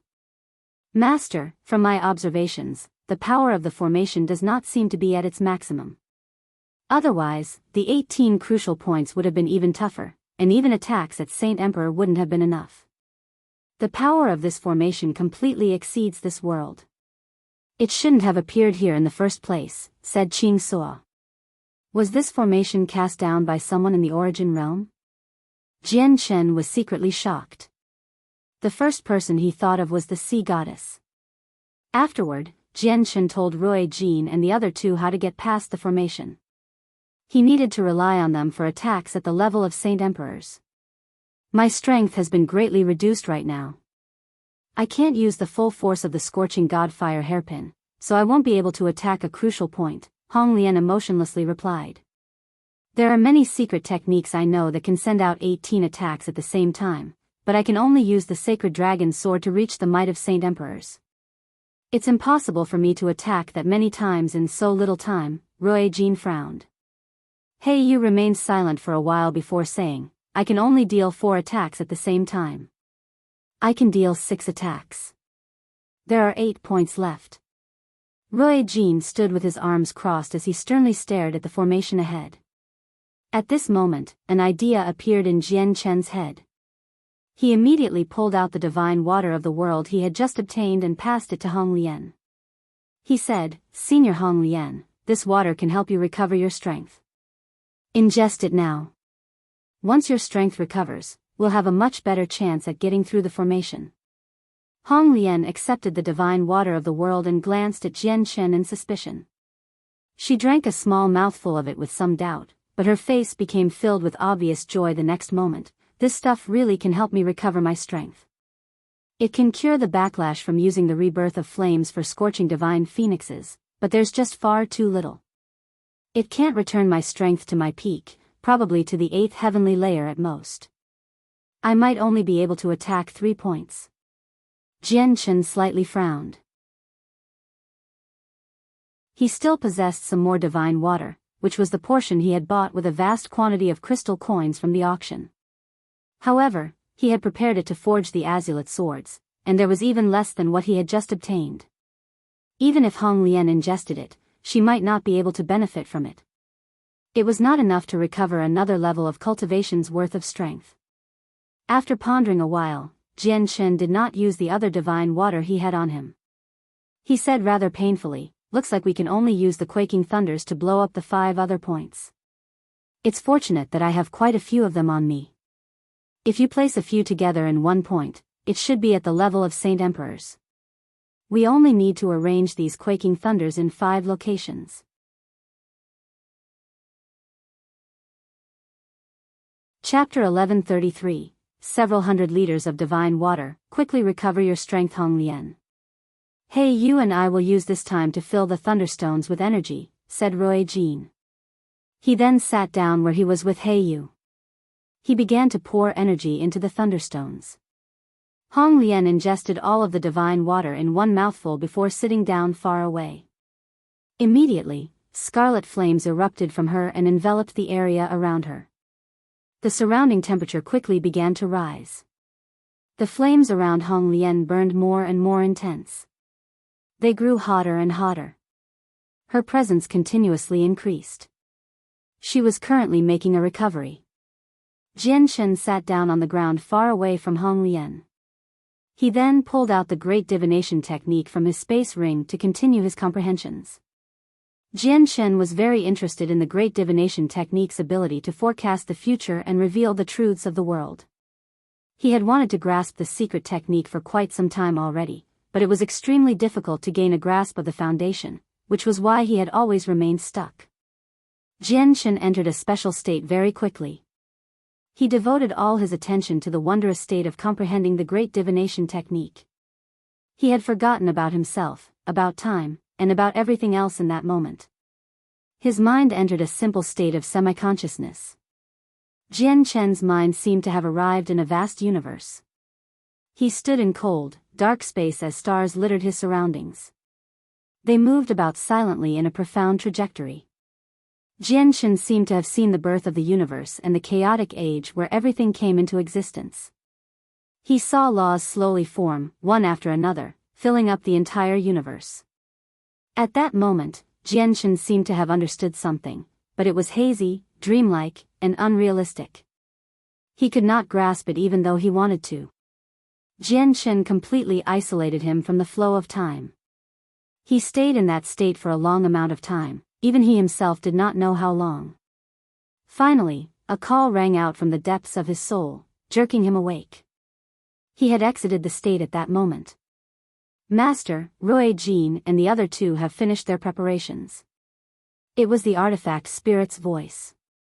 Jian Chen had ordered the artifact spirit to immediately wake him up if something happened. Jian Chen quietly put away the great divination technique. He knew it was extremely difficult to comprehend the great divination technique.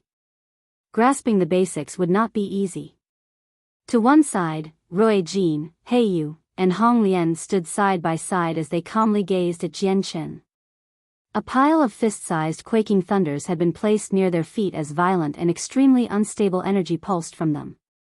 The pulsing actually managed to disturb the surrounding energy of the world. Jian Chen stood up. After talking a little, he learned that he had actually sat there for a month already, which made him sigh inside about how cultivation really was timeless. Hong Lian had already recovered to the 8th heavenly layer after ingesting the divine water of the world. Her battle prowess had increased by quite a lot. Afterward, Jian Chen told the three of them where the 18 crucial points were. He split 13 of them between Rui Jin, Heiyu, and Hong Lian, before picking up the large pile of quaking thunders and leaving an imprint of his soul on them. This was for igniting the quaking thunders. All of them finished their preparations very quickly. Rui Jin, Heiyu, and Hong Lian all drew their origin energy weapons. With an order from Jian Chen, they began to attack the crucial points as hard as they could in unison. They struck out multiple times in a single moment with attacks on the level of Saint Emperors. At the same time, the quaking thunders turned into balls of light with a thought from Jian Chen. Close to 30 quaking thunders simultaneously flew out in organized groups under Jian Chen's control. They flew to the 5 remaining points before exploding with deafening booms.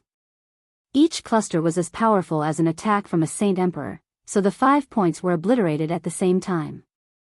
The 18 points were destroyed at the same time with Jian Chen, Rui Jin, Hong Lian, and Heiyu's efforts. The destruction of the points caused the final layer of formations to pulse in an unstable fashion and a meter-wide passage gradually ripped open. It was very unstable. Jian Chen's eyes narrowed. Without any hesitation, he immediately charged toward the passage with the 3 others. The white tiger remained on Jian Chen's shoulder, clinging to a strand of Jian Chen's hair with its little paws.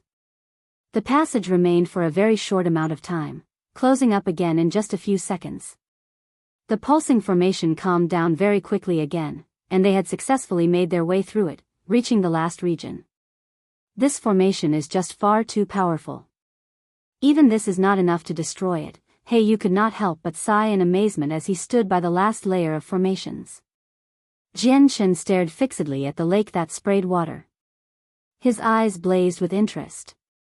After many setbacks, his heart's desire had finally come true, and he had found the source of the divine water.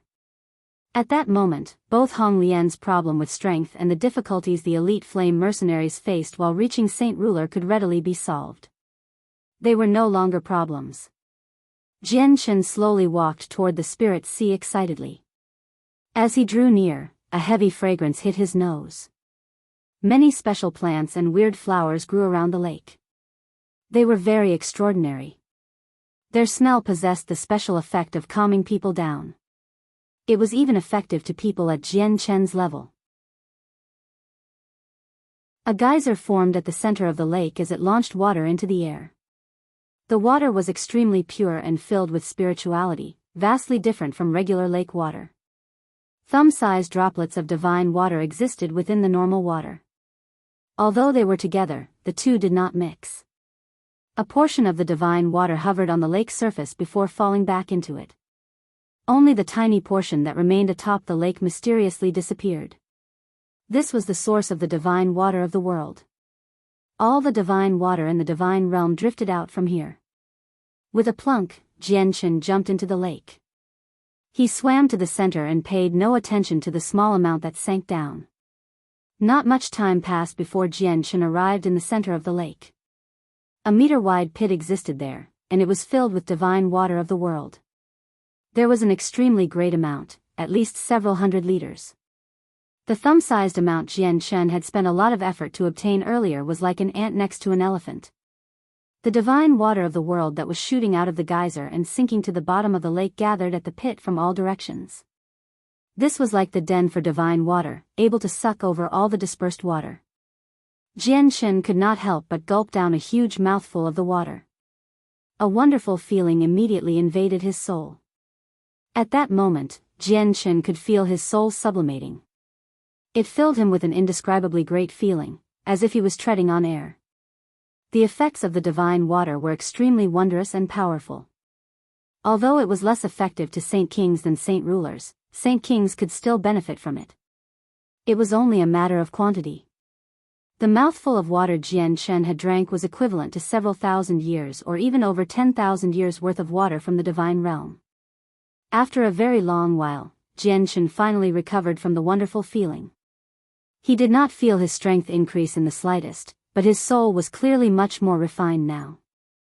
The effects of the divine water were not great on experts that had reached a certain level of power, but it was a high-quality beverage. Jian-Chen hurriedly pulled out a huge gourd from his space ring and began to collect the water. The divine water in the small pit was rapidly pulled up as a suction force appeared from the gourd. Jian-Chen stopped after collecting several hundred liters. At that moment, the remaining divine water sat at the bottom of the pit. There was not much left. Jian-Chen sealed up the gourd and weighed the hefty gourd. Only then did he leave satisfied, returning back to the shore.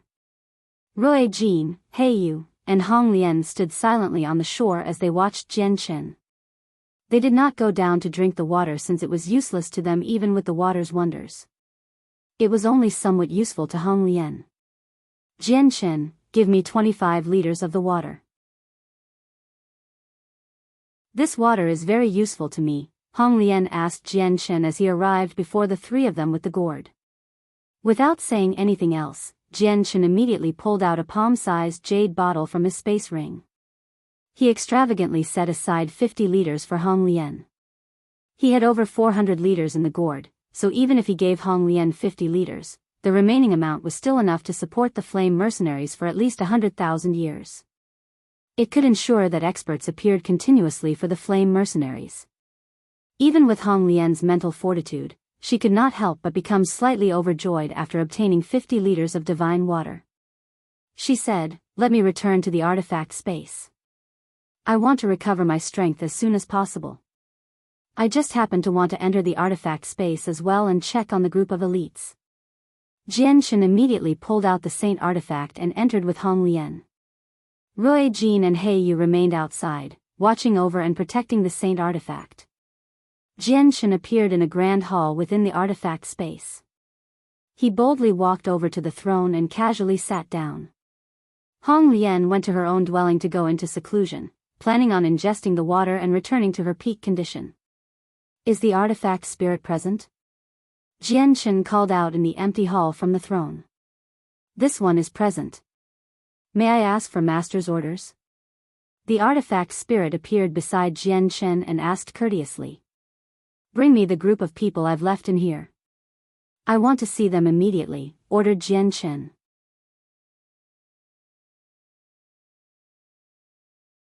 Chapter 1134, The Hidden Power of the Flame Mercenaries. "Yes, Master." The artifact spirit courteously replied. With a wave of his hand, the space within the artifact immediately began to surge.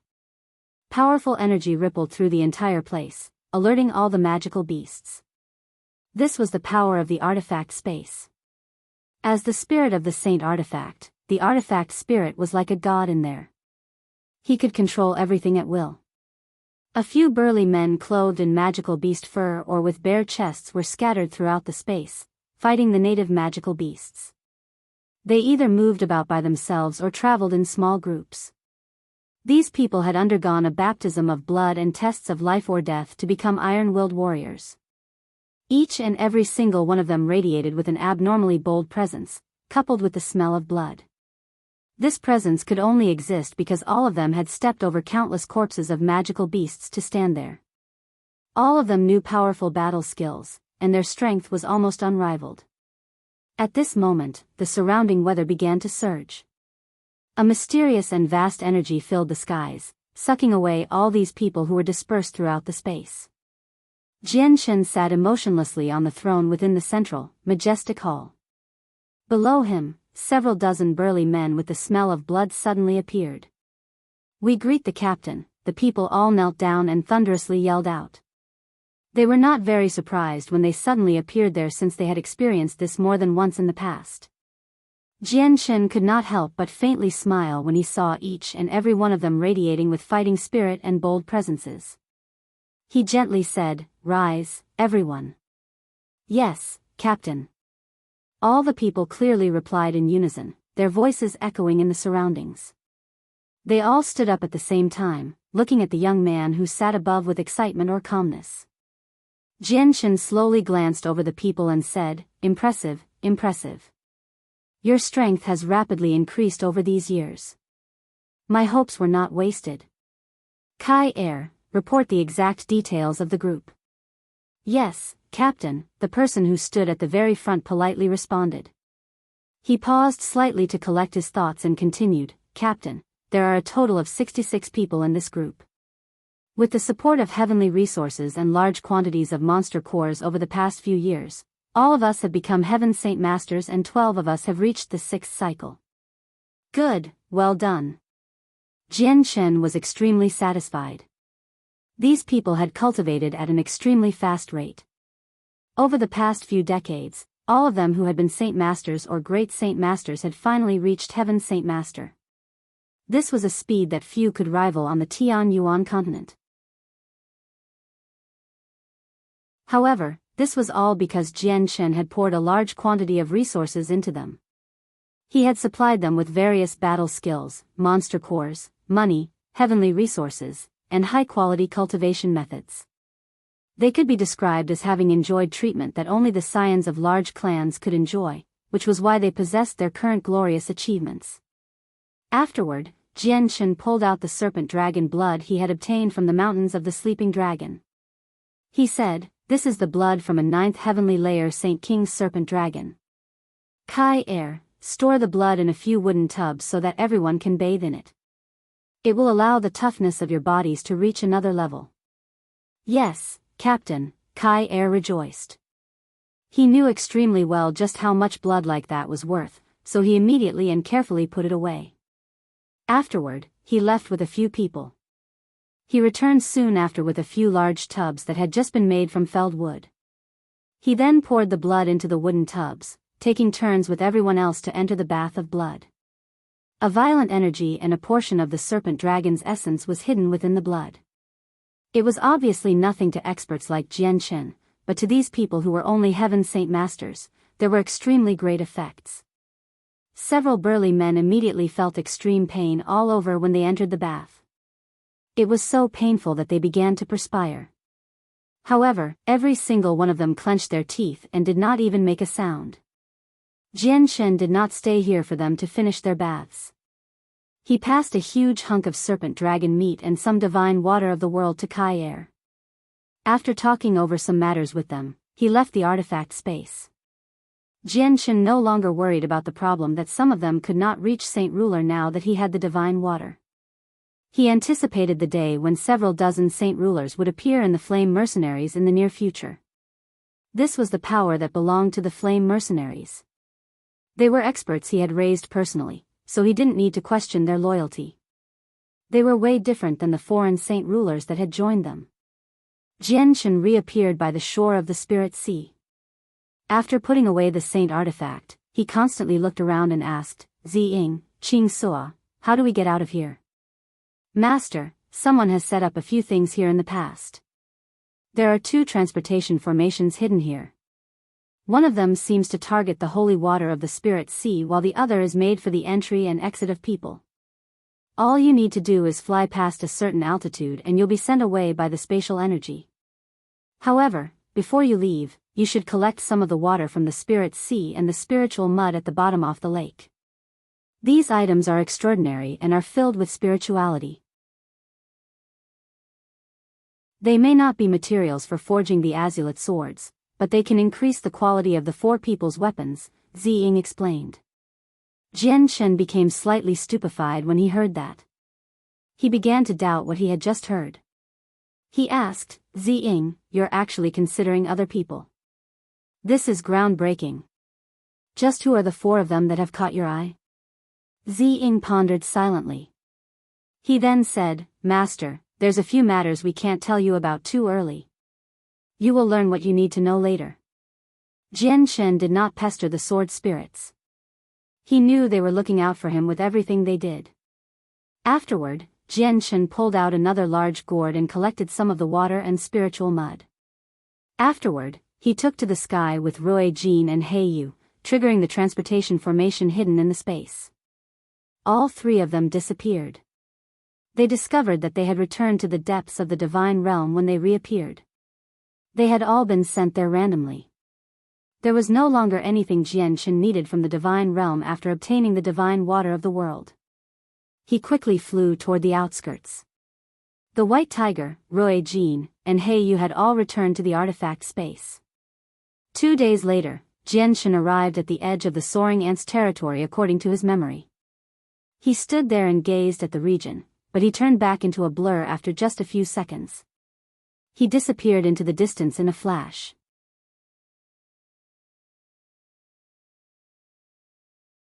Chapter 1135. Xia Wang's departure. Jian Chen left the divine realm and returned to Divine City 100 kilometers away.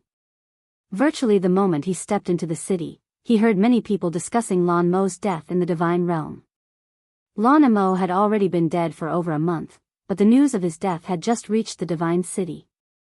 This was why there was such a great hubbub over it. Almost everyone in the city was talking about it. The Lanshan clan did not make an overwhelming response to his death. The entire clan was enveloped by deep sorrow and was currently holding a grand funeral for him. The experts of the 100-footed clan had only come out of the divine realm a few days ago. When they passed through the Lanshan clan, they informed the patriarch of a few things that had happened. They told the patriarch that his son had died to an extremely powerful 16th star expert. Thus, the patriarch could not even consider revenge. Jian Chen's presence was finally no longer restrained now that he had left the divine realm. He immediately expanded it to envelope the entire city. He did not find Zhou Chuyun or the others. He was not sure whether they had quietly left the city already or that they had never returned from the divine realm. At this moment, Jian Chen's face changed. He drew back his presence and softly mumbled, "They really are here." With that, Jian Chen flew off before descending in front of a luxurious inn. At the same time, 4 closed windows suddenly opened. 4 old men drifted out of their rooms and hovered in front of Jian Chen. "Yang Yutian, our miscalculations were why we couldn't pass through the second layer of formations, but the 4 of us still intend to try again in 100 years. I do hope you can come with us," Ada calmly said. He was not shocked at all by the fact that Jian Chen had made it out of there alive. Jian Chen shook his head and gently smiled. "I might not be going anywhere with you 4 in the future because there isn't anything I need from here now. I've come to find you this time because I want to give some things to you." With that, Jian Chen pulled out a big gourd from his space ring and tossed it to Ada. Ada caught the gourd and suspiciously glanced at Jian Chen. He was filled with curiosity and doubt, having no clue as to what was inside the gourd. However, he immediately jolted when he discovered what was in the gourd. He was filled with disbelief, and he involuntarily cried out, This. Yang Yutian, why, you actually made it in there." The 3 other old men also became extremely curious when they saw their brother lose composure. They took the gourd from Ada and peeked into it, but they ended up exactly the same as Ada. Disbelief filled all their eyes. They originally thought that Jian Chen had fled using a secret technique just like them. Never did they think that Jian Chen had actually managed to get past so many beasts and arrive in the central region, shocking them greatly. "This is what you need, right?" Jian Chen stood with his arms crossed as he looked at them with a vague smile. The 4 of them all sucked in a deep breath and calmed down very quickly. One of them said, "Correct. These 2 items are extremely useful to us. It was also the reason why we wanted to enter there. Yang Yutian, the 4 of us owe you a favor." Jian Chen conversed a little more with 4 brothers before leaving Divine City. He returned to the Turtle Clan soon after that and asked about the current situation of the clan. "Ruler, with Senior Qi Nishuan present in our clan, we have strengthened by quite a lot. We have also attempted to take back a few crystal mines that are still in the possession of others, but we did not succeed at all. All the remaining large organizations have joined together, and they have connections with the Tao family. As soon as the experts of our clan are mobilized, they will gather the experts from several clans to defend. There was nothing we could do, a saint ruler elder said on his knees. His voice was filled with helplessness and a sense of being wronged. Jian Shen frowned slightly. This Tao family really is obstinate. Looks like they've already made up their minds to oppose us. Please take charge of the overall situation, ruler, and lead us gloriously, the elder courteously requested. After a momentary pause, Jian Shen said, we'll let them enjoy themselves for now. I have even more important matters to attend to. They cannot be delayed. However, the end of the Tao family will come the next time I return. Jian Shen really did feel rather hurried inside. He had no idea exactly when the saint's fruit would ripen, so he needed to head over as soon as possible. Otherwise, he would lose a good opportunity to obtain it. This was because he had learned from the sea goddess that a vicious battle would erupt every single time the fruit appeared. When the time arrived, probably all 10 protector clans would take part in the fight for it. This was because no one would ever give up so easily on the only way to reach Saint Emperor. It possessed a fatal enticement to all people. Jian Shen, if we don't move against the Tao family now, they'll become even more difficult to deal with in the future. We've received information recently that the Tao family is going to be united with another peak-level clan through marriage. Dealing with the two of them will be extremely difficult. Qing Yishuan walked in from outside and stared at Jian Shen. That's not a problem. Let them marry each other. Even if the marriage is a success, it won't be able to change anything, Jian Shen said at ease. He seemed to be very confident. Qing Yishuan frowned slightly, as if she disliked Jian Shen's arrogance. She said, the Tao family belongs to the territory of the Sea Goddess Hall. I know your status in the Sea Goddess Hall is rather special, but the hall will not provide you with any support if you want to deal with the Tao family. I know you're very strong, but the Tao family is even stronger. They are no weaker than you. I really do wonder where your confidence comes from. Jian Shen began to laugh. He looked down at Qing Yishuan from the throne high up and said, Qing Yishuan, you don't need to worry about this. I have my plans. Qing Yishuan could not stand Jian Shen's condescending attitude. She coldly snorted before leaving. At the same time, she said, there's something you should know. You're not the only one with a divine hall. The Tao family has one too. A divine hall, Jian Shen murmured as the light in his eyes flickered. He gently sighed inside before dismissing the elder that knelt below. He pulled out the saint artifact and let out Xia Wang, who had always been cultivating in it. After letting him out, he passed on a portion of divine water of the world and said, Xia Wang, this was for the deal we made before. Take the divine water of the world, and from now on, you have recovered your freedom. You are no longer bound to me. Xia Wang behaved in a straightforward manner, taking the divine water without holding back. He said, although I can break through to the 15th star using the cultivation method of the Octaterra Emperor, it'll take quite a long time. It'll be different with the water. It can shorten the amount of time I need to break through. Jian Shen, I'll give you back the cultivation method. I owe you a huge favor, and I'll return it to you after I strengthen up. Xia Wang left, disappearing in the vast sea realm with the divine water he had obtained from Jian Shen. The environment there was more suitable for his cultivation.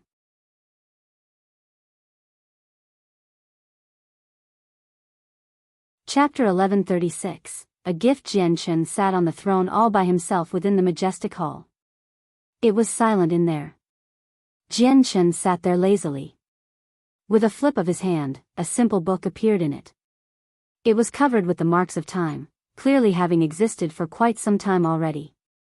It's a pity that only members of the sea race can practice the cultivation method of the Octaterra Emperor. Otherwise, I could have added another great cultivation method to the collections of the Flame Mercenaries, Jian Shen mumbled as he looked at the cultivation method. His voice was filled with pity. Octaterra Emperor, I obtained your divine hall and I found a successor for you, so your cultivation method will not be lost. This can be counted as a form of compensation, Jian Shen murmured to himself. He did not let Xia Wang take the cultivation method away with him, but he believed that Xia Wang had already memorized the contents. The cultivation methods from the sea realm were unsuitable for humans and magical beasts. He had originally obtained a Tian-level Saint technique that was equivalent to the Saint-tier battle skills on the Tian-Yuan continent and the Octaterra Emperor's cultivation method from the Divine Hall. Nubis had taken the Tian-level Saint technique and wanted to modify it into his own battle skill. He was still working hard on it today. Jian Chen could only hand the cultivation method to Xiao Wang. Only members of the sea race could practice it, and he knew very few people in the sea realm. Xiao Wang was undoubtedly one of the best choices. It's a pity that the members of the Turtle Clan are limited by their original form. The cultivation methods that suit them the most are those that strengthen the body. The Octaterra Emperor's cultivation method is not suitable for them since they have better methods to use, Jian Chen mumbled. He did not want a cultivation method left behind by a Saint Emperor be forgotten just like this. He wanted to find even more outstanding successors for the cultivation method, and just Xiao Wang by himself was not enough. Suddenly, Jian Chen's eyes lit up. He stood up from the throne and said, I might be able to find someone who's suitable. Someone come. Jian Chen immediately summoned an elder of the Turtle Clan. After asking him about a few things, he departed from the Turtle Clan. There was a large tribe several 100,000 kilometers away from the Turtle Clan. There were several 100,000 people who lived there, and it was rumored to have a 15th-star expert. It was renowned throughout the surrounding radius of several tens of thousand kilometers, and they held supreme power in that small region. The tribe was called the Kaler tribe. It was rumored that the founding experts shared the same name as the tribe, and those surnamed Kai were part of the leading family of the tribe. Several Earth Saint Master guards stood straight-backed under the leadership of a Heaven Saint Master outside. They silently guarded the main entrance of the tribe. At this moment, a streak of light flashed by. A person had shot over from the distance with extremely great speed, arriving there in just a few seconds. The person was so fast that the guards could not react. The person turned out to be a very handsome young man who seemed to be in his 20s and wore blue a robe. He had erased his presence and none of it leaked out, so he seemed just like an ordinary person. The guards outside the entrance all became surprised. The young man did not give off any presence, but just the speed he had traveled at was something that other ordinary experts could not match. Esteemed warrior, I, Shak, captain of the second unit of the Kaler tribe, would like to express the most sincere welcome to you. Is there anywhere I can help you with? The Heaven Saint Master arrived before Jian Chen with his head lowered. He spoke politely. Is Kaya a member of your tribe? The young man asked nonchalantly. Esteemed warrior, Kaya is the young lady of our tribe, responded Shak. I want to see your young lady. Please pass on the message, said the Jian Chen. With that, Shak became slightly troubled. He carefully inquired, may I ask how you would like to be referred to? I'll pass on the message right now. The ruler of the Turtle Clan, replied Jian Chen. What? You're the ruler of the Turtle Clan. Shak paled in fright. He stared at Jian Chen in disbelief. Recently, the Turtle Clan had become extremely well known in the territory of the Sea Goddess Hall. It was rumored that an impressive ruler had appeared in the clan. He had first subdued the Taihong clan and then made the 3 disciplinary elders of the Heaven Spirit Hall submit to him. He caused the Turtle Clan's strength to skyrocket, allowing them to regain their former glory. Also, the Turtle Clan had been waging battles everywhere recently. They took over a lot of crystal mines using absolute power, forcing many large clans to work together with the Tao family just so they could contend with the Turtle Clan. It shook up the entire territory. Although very few people had seen the mysterious ruler of the Turtle Clan, he had already become an expert that had shaken up the entire sea realm. Shak never would have believed that the ordinary young man right before him was the legendary ruler of the Turtle Clan. Ruler, please wait. I'll go pass on the message immediately. Shak returned to his senses and responded with a trembling voice. Afterward, he ran inside as fast as he could. Jian Chen did not follow him and instead silently waited there. Otherwise, he probably would have caused quite a disturbance in the Kaler tribe. Kaya currently sat opposite of a middle-aged man with refined facial features in an extremely well-adorned room. They spoke freely. The middle-aged man was Kaya's father as well as the current patriarch of the Kaler tribe. He possessed a great status. At this moment, an old man hurried into the room. He hastily said, "Patriarch, someone has reported that the ruler of the Turtle clan has come to our tribe. He's currently at the main entrance." "What? The ruler of the Turtle clan? Elder Zhou, are you sure you've heard correctly?" The patriarch immediately stood up as shock filled his face. Mentioning the mysterious ruler of the Turtle clan, who had only appeared recently, was like thunder to his ears. It was reported by someone below. "Patriarch, we better go check on whether it's true or not." "Just in case it's true," Elder Zhou hurriedly replied. He was afraid that they would offend the ruler by making him wait too long. Why would the ruler of the Turtle clan come to our Kaler tribe? The patriarch was filled with suspicion as he quickly walked away. The patriarch hurriedly arrived at the main entrance with a great group of elders behind him. They saw Jianchen standing there in the distance, and Kaya, who was beside the patriarch, jerked. Her gaze was filled with astonishment as she subconsciously cried out, "It's actually you, warrior. Kaya, do you recognize this person? Is he really the ruler of the Turtle clan?" The patriarch asked through a communication technique. Kaya did not respond since she did not know Jian Chen's true identity either. At this moment, the group of people from the Kaler tribe had arrived before Jian Chen. All of them curiously observed and examined him, but Jian Chen kept his presence hidden, so none of them could see his strength. The patriarch immediately clasped his hands. "I am the patriarch of the Kaler tribe. May I ask how I may refer to you?" "I am the ruler of the Turtle clan, Jane Chen." "I've actually come this time primarily to find Miss Kaya," replied Jian Chen. After speaking, he waved his hand before anyone could say anything else. A mysterious power immediately wrapped around Kaya, and he flew away with her. The sudden actions caused everyone to become stunned. No one had thought that Jian Chen would actually take Kaya away in such a straightforward fashion. However, Jian Chen was just too fast, so none of them could catch up even if they tried. So is he the ruler of the Turtle clan or not? Why has he taken away Kaya? The patriarch wondered aloud.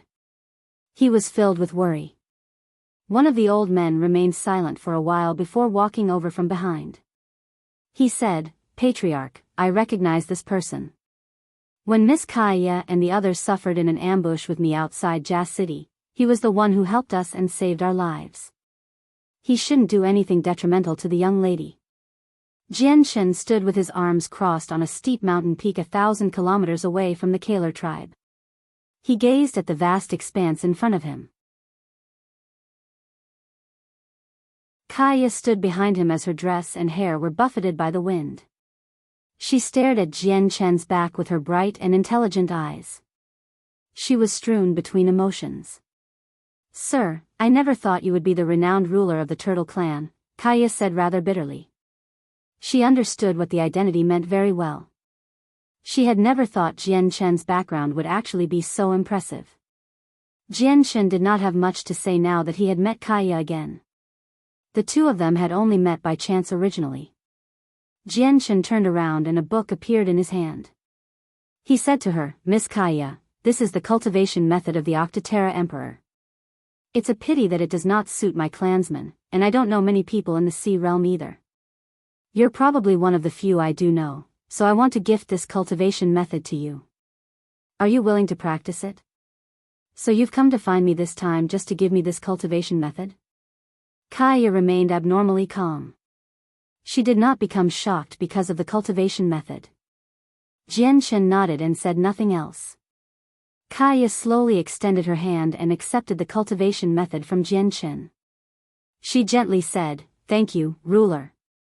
Don't thank me, because this cultivation method is completely useless when it's with me, which is why I might as well give it to someone who needs it. Kaya, I hope I will see a second Octoterra Emperor in the future," Jian Chen nonchalantly replied before disappearing into the distance as a streak of light. Kaya held the cultivation method in her right hand.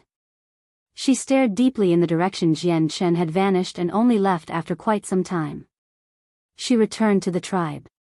Soon after returning, Kaya announced that she would go into a long period of secluded cultivation, causing quite the discussion among the members of the tribe.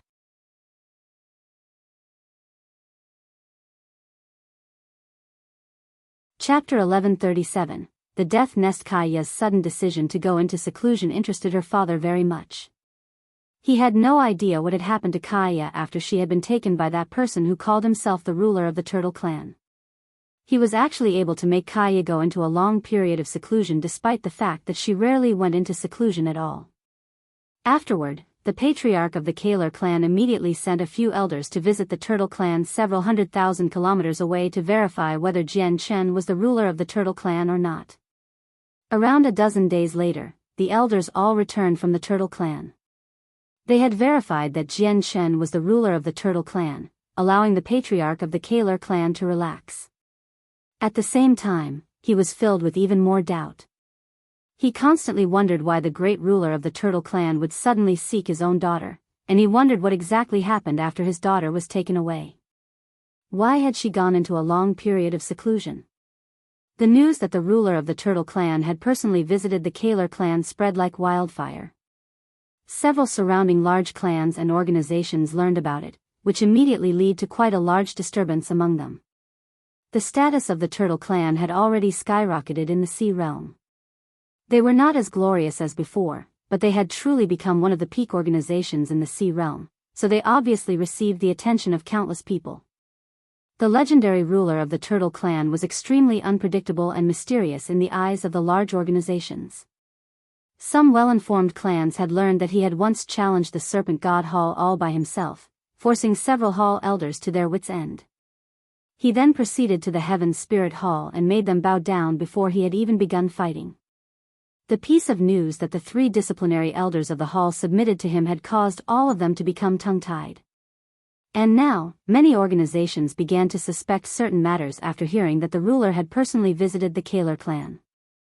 They searched about everywhere to figure out the connection the ruler had with the Kaler clan. Nonetheless, the Kaler clan's status in the Sea Realm greatly increased after what had happened this time. Afterward, Jian Chen called for the Sea Goddess. With her assistance, he met Wang, who had been cultivating in a desolate region. Jian Chen had learned from the Sea Goddess that the secret technique planted in Wang's head had already been removed by the Hall Master of the Sea Goddess Hall, which gave Jian Chen relief. Wang had stopped practicing the scripture of the aquatic sunflower and now used a cultivation method she had learned from the Sea Goddess. The cultivation method was of an even higher tier than the scripture of the aquatic sunflower, so it was even more suitable for her and her water spirit's body. Jian Chen stood afar and observed Wang as she sat on the ground. He did not disturb her and stood there silently. He stood there for a whole hour before finally disappearing quietly. Up above the Sea Realm, there was the sunny sky. The scorching sun illuminated the world with light, scorching the ground like an oven. Waves of heat radiated out. The sea surface far away from any shore was calm, like a blue mirror. It connected to the sky on the horizon. At this moment, the calm sea surface was broken. It suddenly began to ripple, quickly expanding in all directions. Gradually, the rippling increased and turned into a fountain very soon, as if something was floating up to the surface. Finally, with a huge splash, a huge column of water shot into the air. A figure took to the sky from the water, moving extremely fast. He reached an altitude of several thousand meters instantly, becoming an ant-like speck in the sky. Jian Chen hovered in the air above the sea. With a flip of his hand, a pure white thumb-sized piece of jade appeared. Under a slight tightening of his grip, the jade turned to power. A few seconds later, the space in front of Jian Chen began to violently ripple. Finally, it shattered like a mirror and a small, burly giant emerged silently from the shattered space, shining with a golden light. The light seemed to contain some mysterious power, preventing the shattered space from closing up even after quite some time. At the same time, chaotic spatial streams wreaked havoc in the shattered space. If anyone fell into it, they would become quite injured, yet the figure stood within the storm like it was nothing. The golden light around him seemed to isolate him in a different world, where the spatial streams could not approach him. At this moment, the golden figure took a step away from the shattered space. The golden light also began to fade, and without any more obstructions, the shattered space finally began to slowly close up. Jianchen, you've finally come back from the sea realm. You've been gone for 2 months already. If you still didn't come out, I would have come looking for you personally. The burly giant flew over as he chuckled at Jianchen. He was Tai Ta. Although he did not comprehend the mysteries of the world, he was a war god. The mysteries techniques he knew were powerful and wondrous, incomparable to the mysteries of the world. They were not the mysteries of the world, they exceeded them. Tai Ta, you've become stronger and stronger, Jianchen sighed emotionally as he observed Tai Ta. Tai Ta's natural advantage was just far too powerful. He was blessed by the world, and the world passed on abilities to him. He had no need to go through any systematic learning to grasp these many wondrous and powerful secret techniques, and he would just possess mastery over them. Everyone would be envious of him if they knew this. Tai Ta smiled honestly and scratched his head. He seemed rather proud but amazed and helpless at the same time. He said, Jianchen, don't praise me.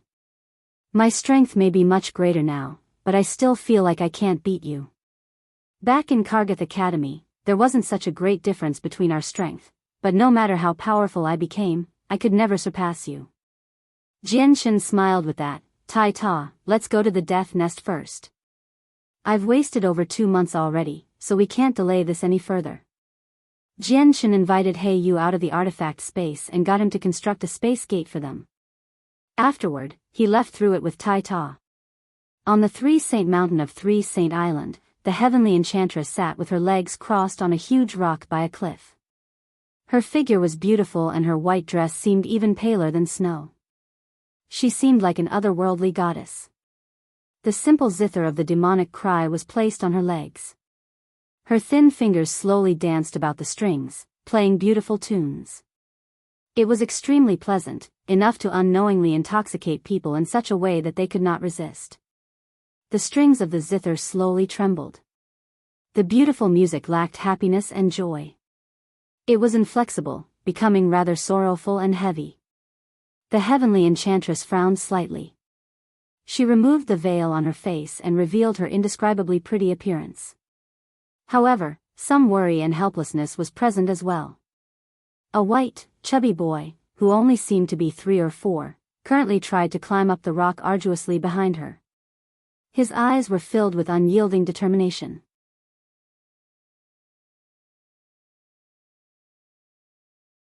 Chapter 1138, Xiao Bao. The white, chubby boy pressed his body against the huge rock. He stood on the slight protrusions of the rock, and he was over 10 meters from the group. It was very difficult to imagine that a child at such an age could climb so high through his own hard work. At this moment, the boy slipped. He immediately began to fall from the rock. He was clearly frightened, subconsciously calling out, "Mom." Before the boy could finish speaking, a white figure had appeared beside him almost instantaneously.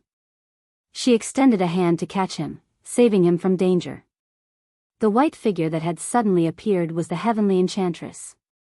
However, the zither of the demonic cry had now disappeared from her hands, even though it almost never left her side, now replaced by the boy.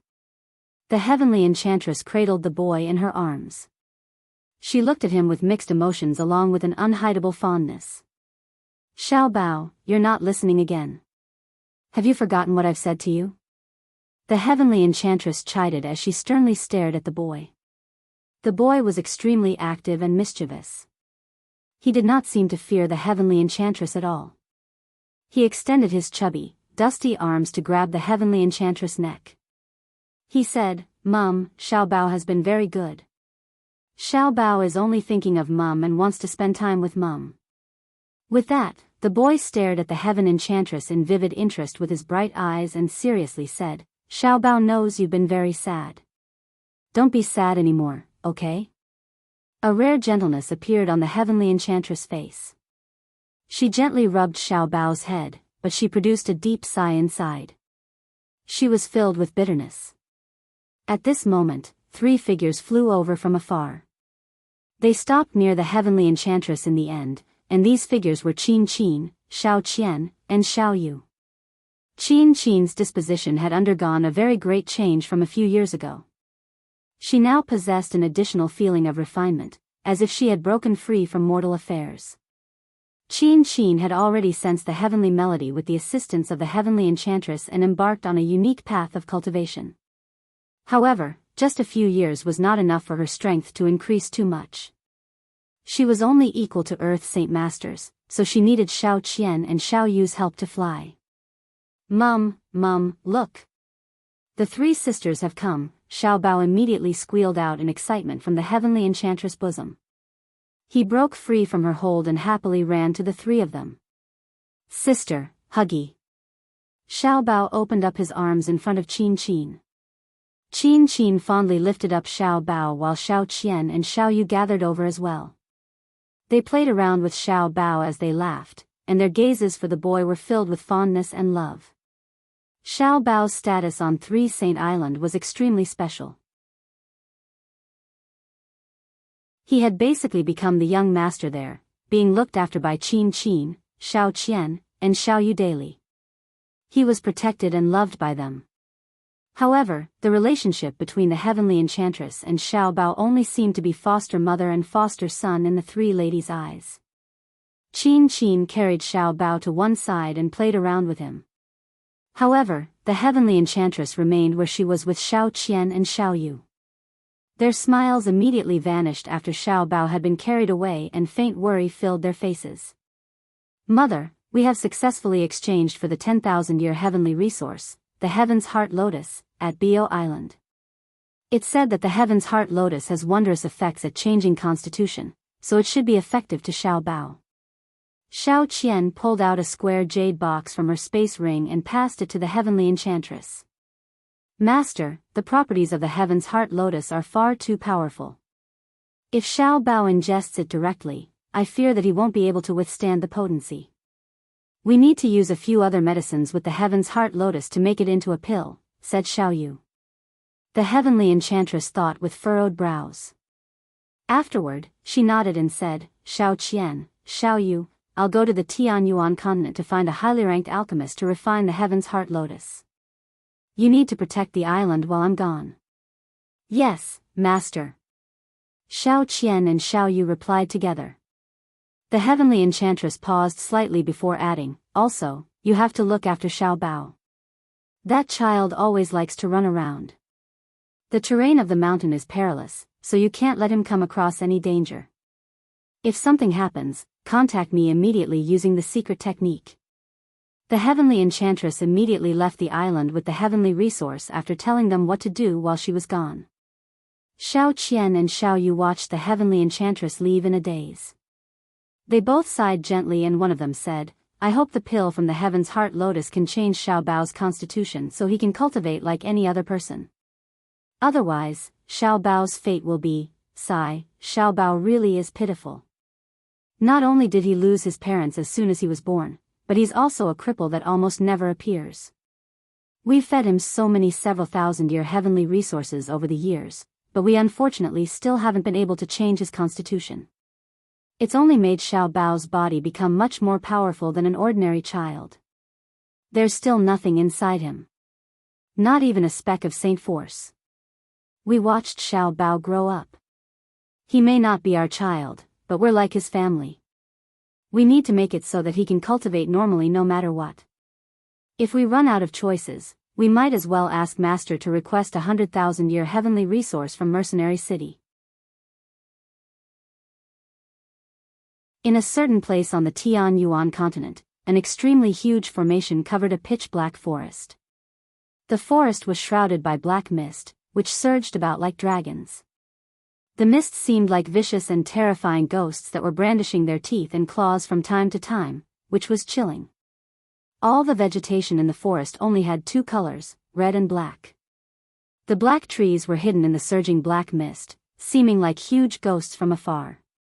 The blood-red plants radiated a demonic light, as if they were covered with blood. The ground was scarlet as well, like dried blood. The forest enveloped by the formation was the most dangerous place on the Tianyuan continent, the Death Nest. The Death Nest was single-handedly created by the strongest human, Mo Tianyun, many years ago. Countless experts had fallen in the war between the three races in ancient times, and Mo Tianyun used his great abilities to move and bury all their corpses in one location. Regardless of saint emperors, saint kings, or saint rulers, they were all buried in the current location, the Death Nest. The Death Nest was the grave of many saint emperors among the three races. The ground had been dyed red by the blood of saint emperors, so it remained scarlet even after countless years. Even the plants that grew there became demonically red.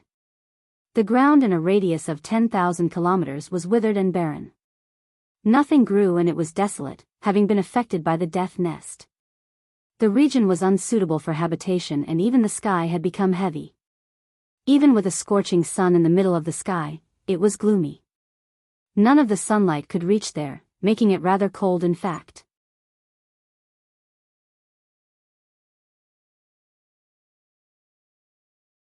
Chapter 1139, Vengeful Spirits of the Death Nest. 1. Even though many heavenly resources grew in the Death Nest, no one went there to collect them.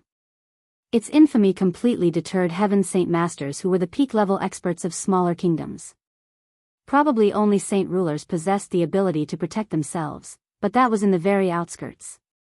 They needed to be careful as well and not go too far in. There was a rumor on the Tianyuan continent that all the plants that grew within the Death Nest possessed very powerful yin qi and grudges that could not be purged. If they were ingested by people, there would be no benefits at all and would instead lead to endless detrimental effects. As a result, there were extremely few people who entered the Death Nest since ancient times. A few powerful saint kings would enter from time to time and seek treasures that had been lost since ancient times.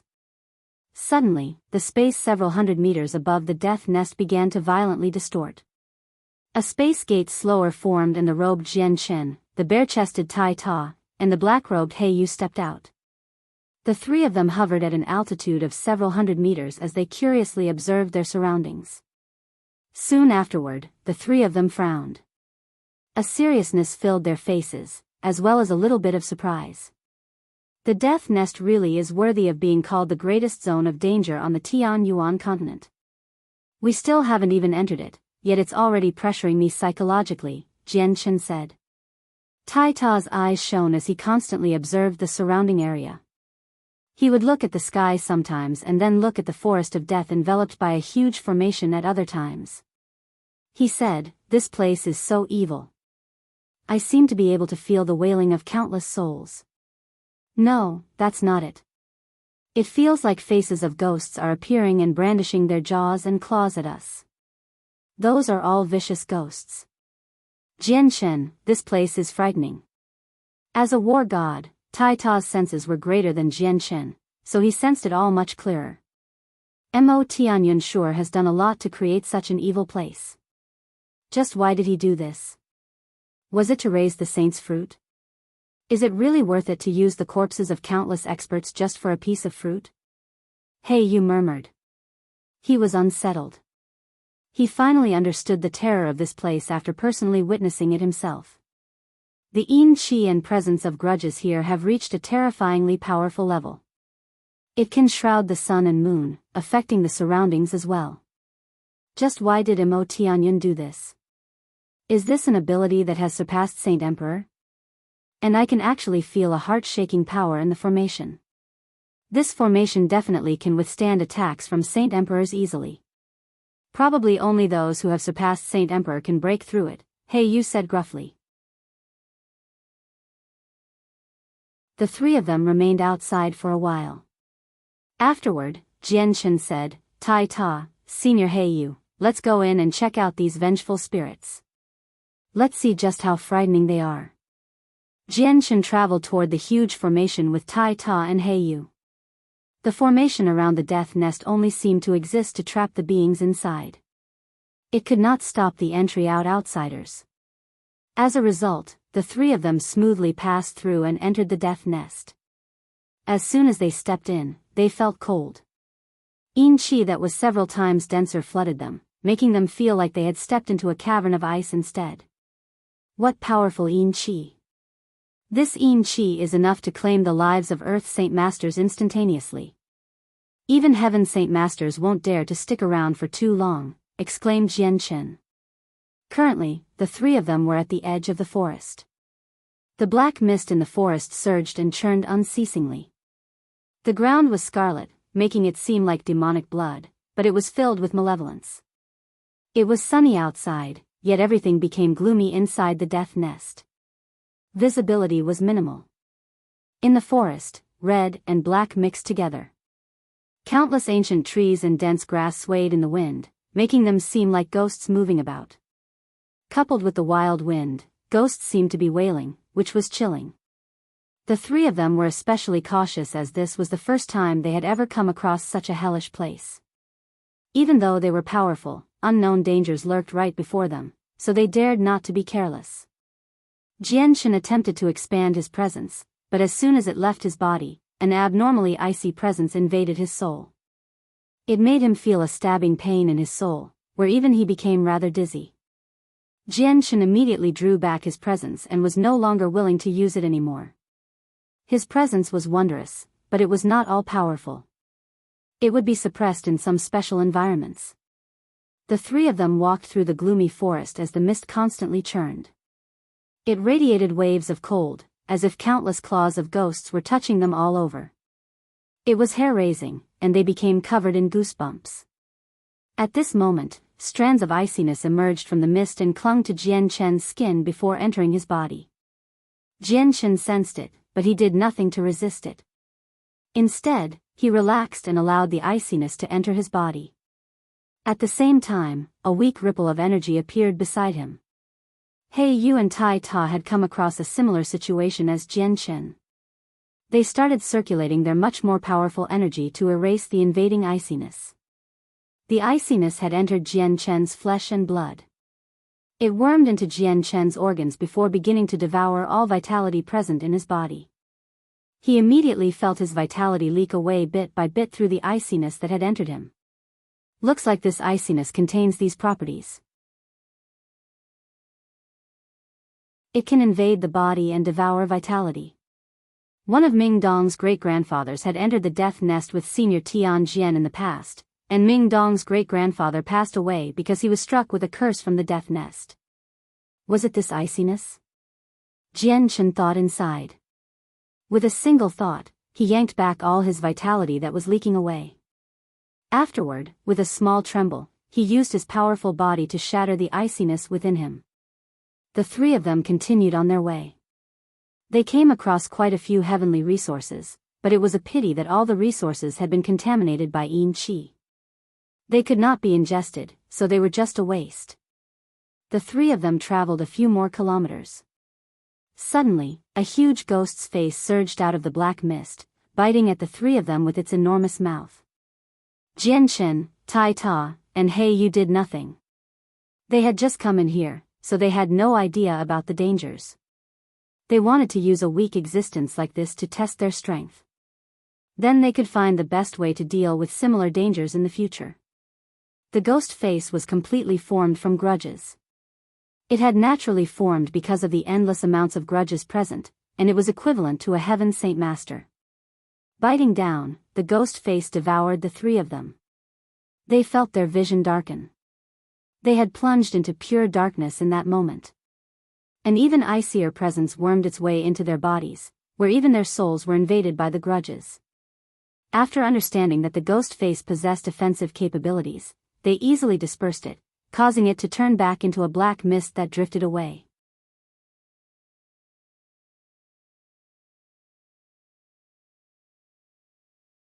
Chapter 1140, Vengeful Spirits of the Death Nest, 2, The presence of grudges filled the death nest. Black mist surged as cold wind blew, making the vegetation there sway with the wind. The wind sounded like the wails of ghosts. The death nest was split into 3 zones. The first zone was enough to threaten saint rulers, and the vengeful spirits that appeared there were mostly at the level of saint rulers. Saint King vengeful spirits would appear there rarely as well. It would spell almost certain doom for any heaven saint masters that entered the area, since even saint rulers had the chance of dying. The second zone was where Saint King vengeful spirits gathered, with a very small chance for Saint Emperor vengeful spirits to appear. Only Saint Kings could move freely there. The third zone was the most terrifying place of the Death Nest, as it was where Saint Emperor corpses were buried. It was the lair of Saint Emperor vengeful spirits and was extremely terrifying. Even Saint Kings at great perfection needed to be very careful in that zone. The Saint Emperor vengeful spirits were born from the grudges of the dead. They had lost their abilities from when they were still alive long ago, but they were still quite difficult to deal with. They were extremely powerful. Jianchen, Tai Ta, and He Yu moved through the Death Nest, proceeding to the depths. They encountered attacks from many ghost faces, and the iciness that had invaded their bodies earlier appeared very often as well. However, it could not stop their advance. After traveling several dozen kilometers, a blurry figure condensed from black mist appeared several hundred meters away from them. It sat on the ground, inhaling and exhaling the presence of the grudges into the surroundings. It absorbed the essence from the ground to cultivate. All of this essence originated from the ground that had been dyed by the blood of countless saint emperors. The three of them stopped and stared at the vengeful spirit a few hundred meters away. After a period of close observation, Tai Ta said, "That vengeful spirit's already at Saint King. I never thought we'd come across such a powerful vengeful spirit so quickly in the first zone. If other saint rulers came across this vengeful spirit, it would be very difficult for them to survive. It seems to be cultivating. That's unbelievable. These vengeful spirits condensed from the grudges of the dead can actually cultivate. Do they already possess a conscience?" Jianchen sighed in amazement. He found it rather unbelievable. Afterward, Jianchen used the illusory flash and shot toward the Saint King vengeful spirit several hundred meters away. At the same time, the vengeful spirit discovered Jianchen and suddenly stood up. It was entirely condensed from black mist and the endless grudges of the dead, so it was rather ethereal and not really tangible. The appearance of the vengeful spirit was blurry. It seemed like a person, but it lacked facial features. It turned its head to look in Jianchen's direction before floating toward him in the form of a black mist. It moved extremely quick. Although the vengeful spirit possessed the strength of Saint Kings, it was nowhere near as powerful as an actual Saint King. Jianchen began fighting the vengeful spirit while studying it at the same time. A while later, Jianchen finally confirmed that the vengeful spirit lacked self-awareness. Cultivation was instinctual to it, so Jianchen breathed out in relief. If the vengeful spirits possessed were self-aware, they would be far too terrifying. After all, there were many Saint Emperor vengeful spirits in the third zone. Jianchen chopped through the vengeful spirit with a single stroke of the Emperor armament, reducing it to black mist. However, it recondensed the next moment and continued to fight Jianchen. The suffocating iciness and the endless amount of grudges formed a very terrifying attack. The iciness invaded Jianchen's body in an attempt to devour his vitality while the grudges charged at Jianchen's soul. However, Jianchen remained unaffected by both. The vengeful spirits were extremely difficult to kill. They were condensed from an endless amount of grudges and were not living like humans, nor did they possess the weakness of a soul. Without any exaggeration, they could be described as invincible. The only method to deal with them was to constantly attack them to exhaust their energy. Once their energy was completely consumed, they would be reduced to nothing more than a part of the black mist. With an emotionless glare, Jianchen attacked the vengeful spirit time and time again with his Emperor armament. Only after killing it more than 10 times did all of its power disappear, turning back into a surging black mist. Jianchen, the power you use is nothing ordinary. If you use your power against these vengeful spirits, it will quicken their deaths. It would be very difficult for other Saint Kings to use less time to deal with one if they came across a vengeful spirit, He Yu said. He stood with arms crossed next to Tai Ta. Jianchen seemed to be in thought. He then put the Emperor armament away. He continued on his way with He Yu and Tai Ta. There were extremely few Saint King vengeful spirits in the first zone of the Death Nest. Most of them were at the level of Saint Rulers, so they did not come across any more Saint King vengeful spirits during the following journey. After traveling several thousand kilometers, they finally passed through the first zone of the Death Nest and reached the second. The iciness and presence of grudges that pervaded the second zone were 10 times greater than the first. The iciness ate away at the body while the grudges invaded the soul. It forced the three of them to circulate their energy to resist them. Jian Shen had already fused a small part of chaotic force into his body, relying on the terrifying defense of the chaotic body. A faint layer of golden light appeared around Tai Ta. It isolated him from the iciness and grudges of the dead. Even He Yu began to use his own power to resist the two. The three of them became rather surprised when they had first arrived in the second zone. Just the yin qi and grudges were enough for Saint Kings to treat them seriously. They sighed emotionally at the terror of the death nest again. A few bones and shrapnel of weapons began appearing in the second zone. The bones were littered with the marks of time, clearly having existed for countless years already. The pieces of weapons had been created from extremely valuable materials, but they had already been contaminated by the yin qi and the grudges, so they now bore a malicious nature. They could not be used. These are bones of a member of the dragon clan, He Yu suddenly said as he stared at a bone the size of a human. His voice was filled with shock. Jian Shen and Tai Ta glanced over when they heard that.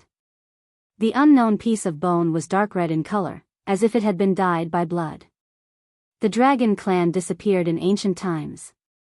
It's already been 1,000,000 years since, so this bone was clearly left behind before the dragon clan had vanished. It's been so long already, so it should have turned to dust long ago. How can it still exist and be in such a perfect condition? He Yu gruffly said as disbelief flooded his face.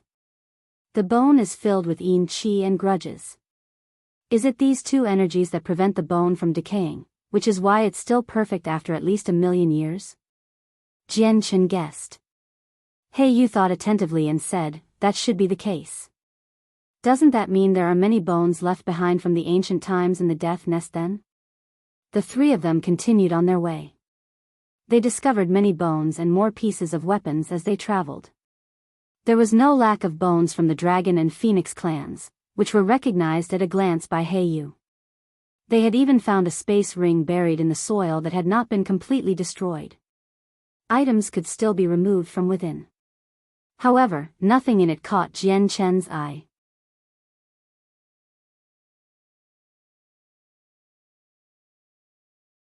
Chapter 1141, Saint Emperor. The dangers in the second zone were much greater than the first.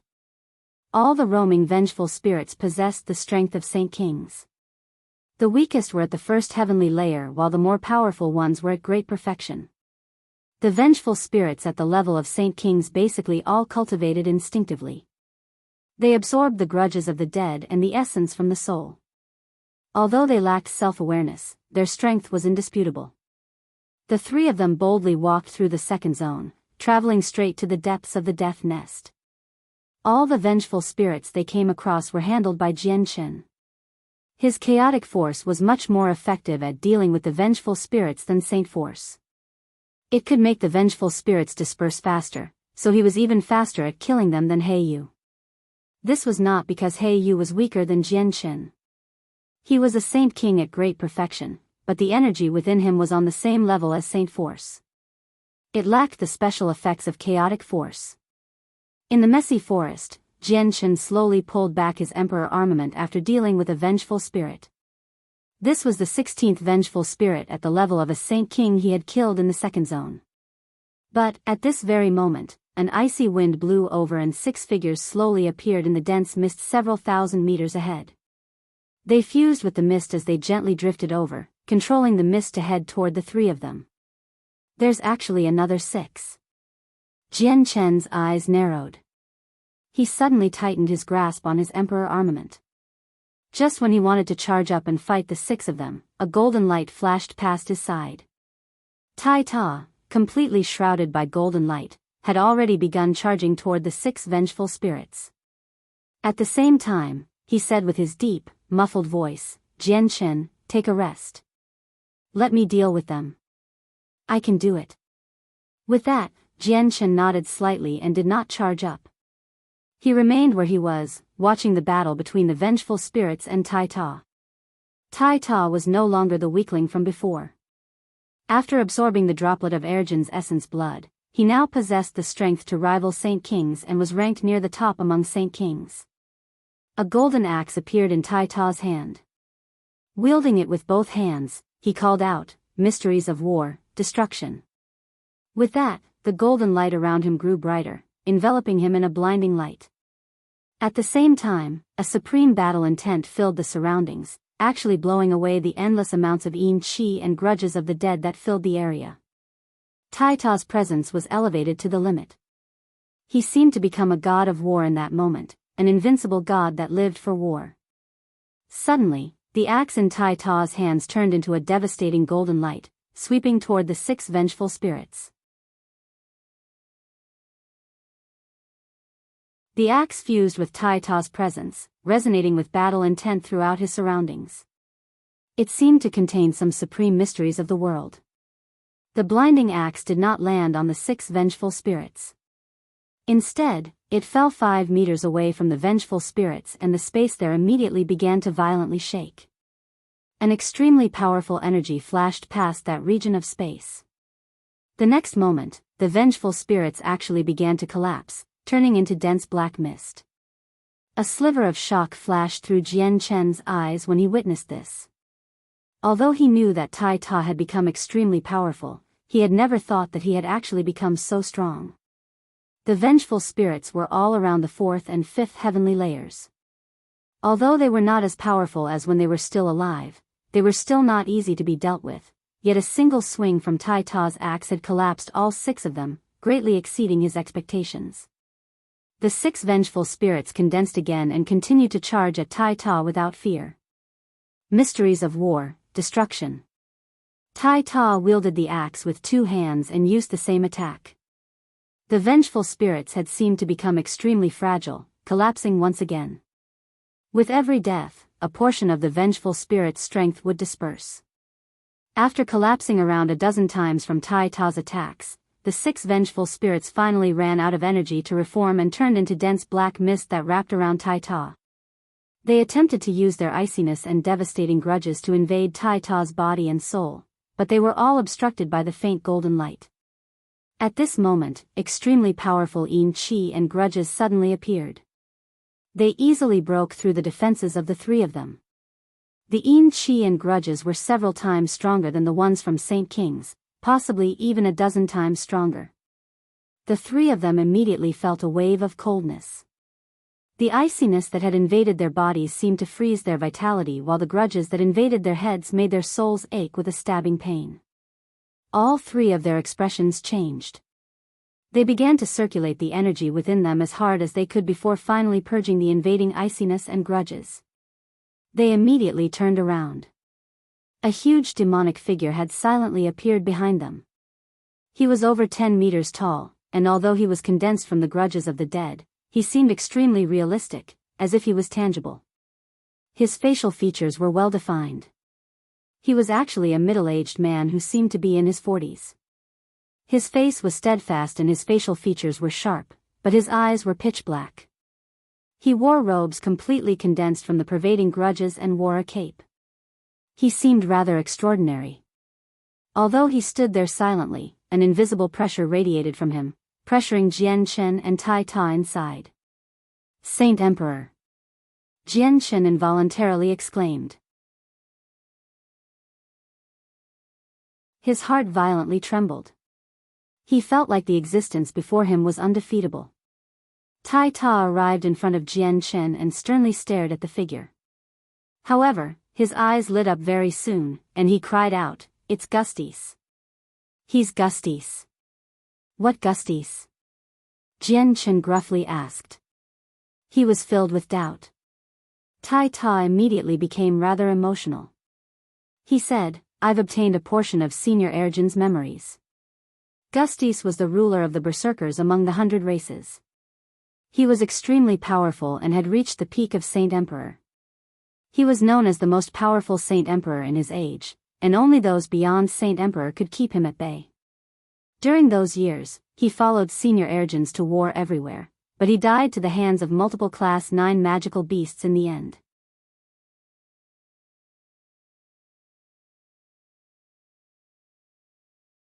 Chapter 1142, Heiyu fights Gustys. After learning about the identity of the vengeful spirit before death, Jian Chen and Heiyu immediately became extremely stern. The burly and tangible vengeful spirit actually possessed such a great background.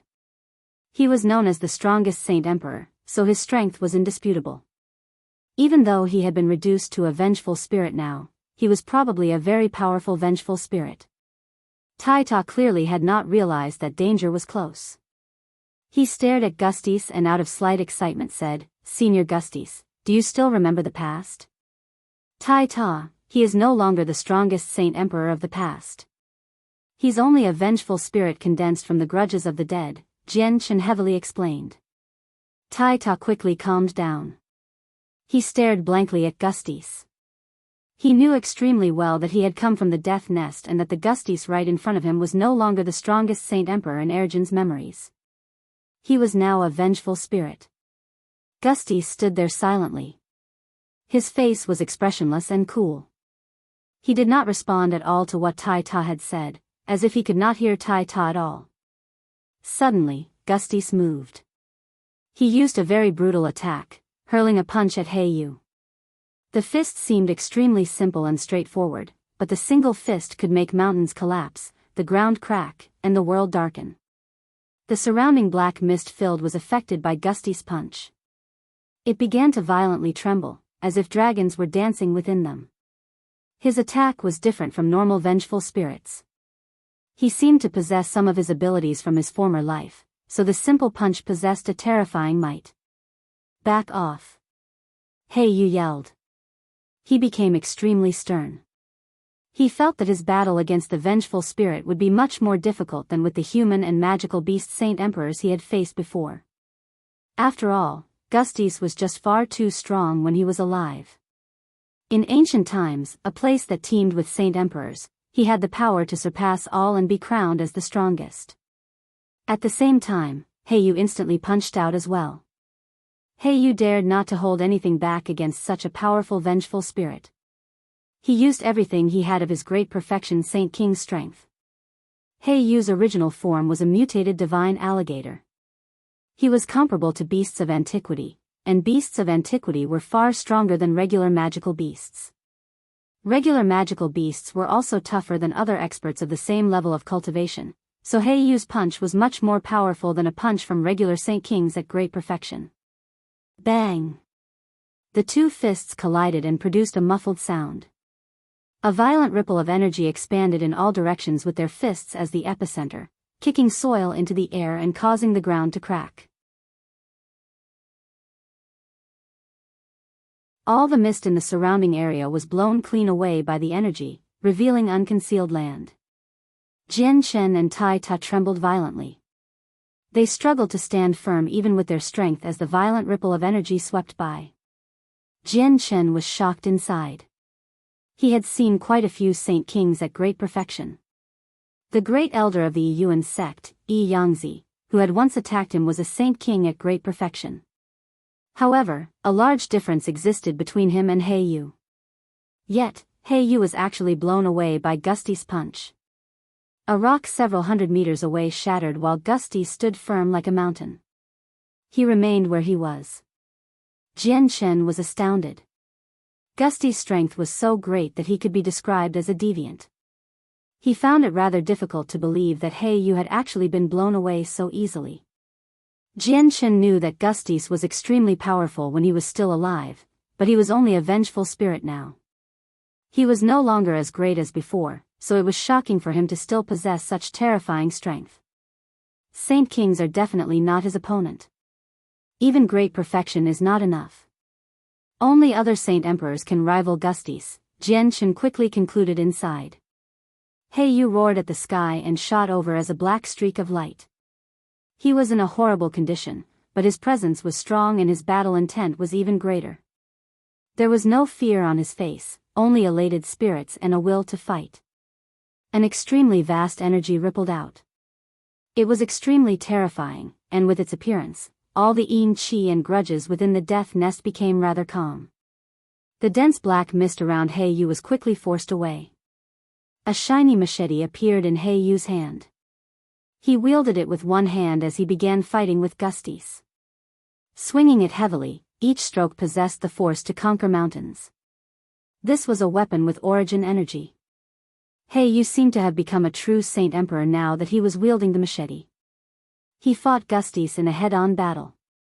When he swung his machete, it would knock away Gustys' earth-shaking punches before continuing toward Gustys without weakening in form, cleaving Gustys in half. Gustys was no longer as powerful as before while facing an origin energy weapon. Origin energy was a powerful energy that belonged to a whole different domain. It could not be compared to any energy of this world, so even true Saint Emperors dared not to accept attacks that were laced with this energy, let alone Gustys, who was condensed from the grudges of the dead. Gustys' body healed instantly. He seemed like he had never been injured in the first place, and he hurled another punch. The punch broke through the surroundings, causing space to shatter and fall into darkness as it moved. With the machete in his hand, Yu firmly swung it. There were no tricks. It was a simple and straightforward attack, striking Gustys' fist. Gustys had become very weak before the origin energy weapon. Boom! Suddenly, Gustys' huge figure erupted and turned into a ball of extremely dense mist. The dense mist surged toward Yu before completely enveloping him. At the same time, qi and grudges that were powerful enough to make Yu's expression change invaded his body. The qi was so dense that the layer of energy outside him could not obstruct it, so it quickly entered his body. It began to devour all the vitality within him. At the same time, the pure grudges attacked his soul, causing a stabbing pain to appear in Yu's soul. Yu bellowed out and his origin energy armor immediately appeared. It completely isolated him from the invading qi, and a thumb-sized pearl also appeared above his head. It radiated with a light that enveloped Yu, protecting his soul. Yu was no longer in an inferior position now that the three treasures had finally appeared. He was completely unaffected.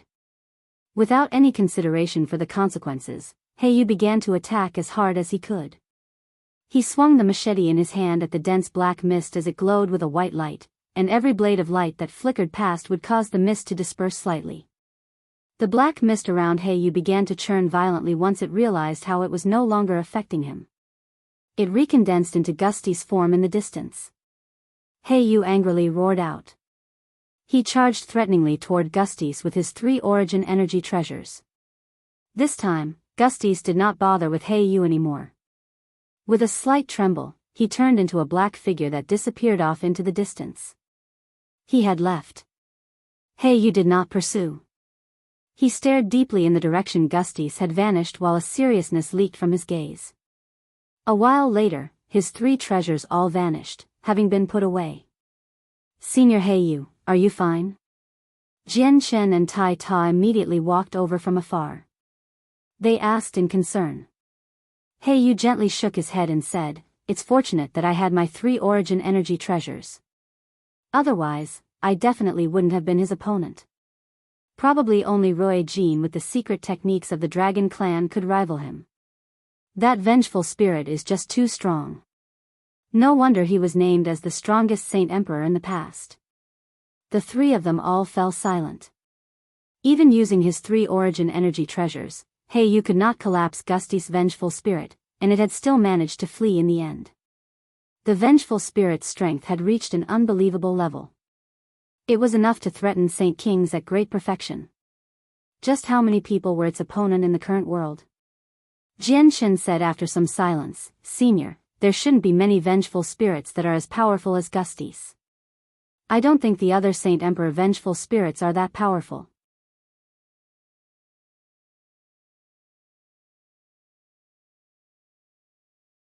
Chapter 1143, An Unexpected Gain. I hope that's the case.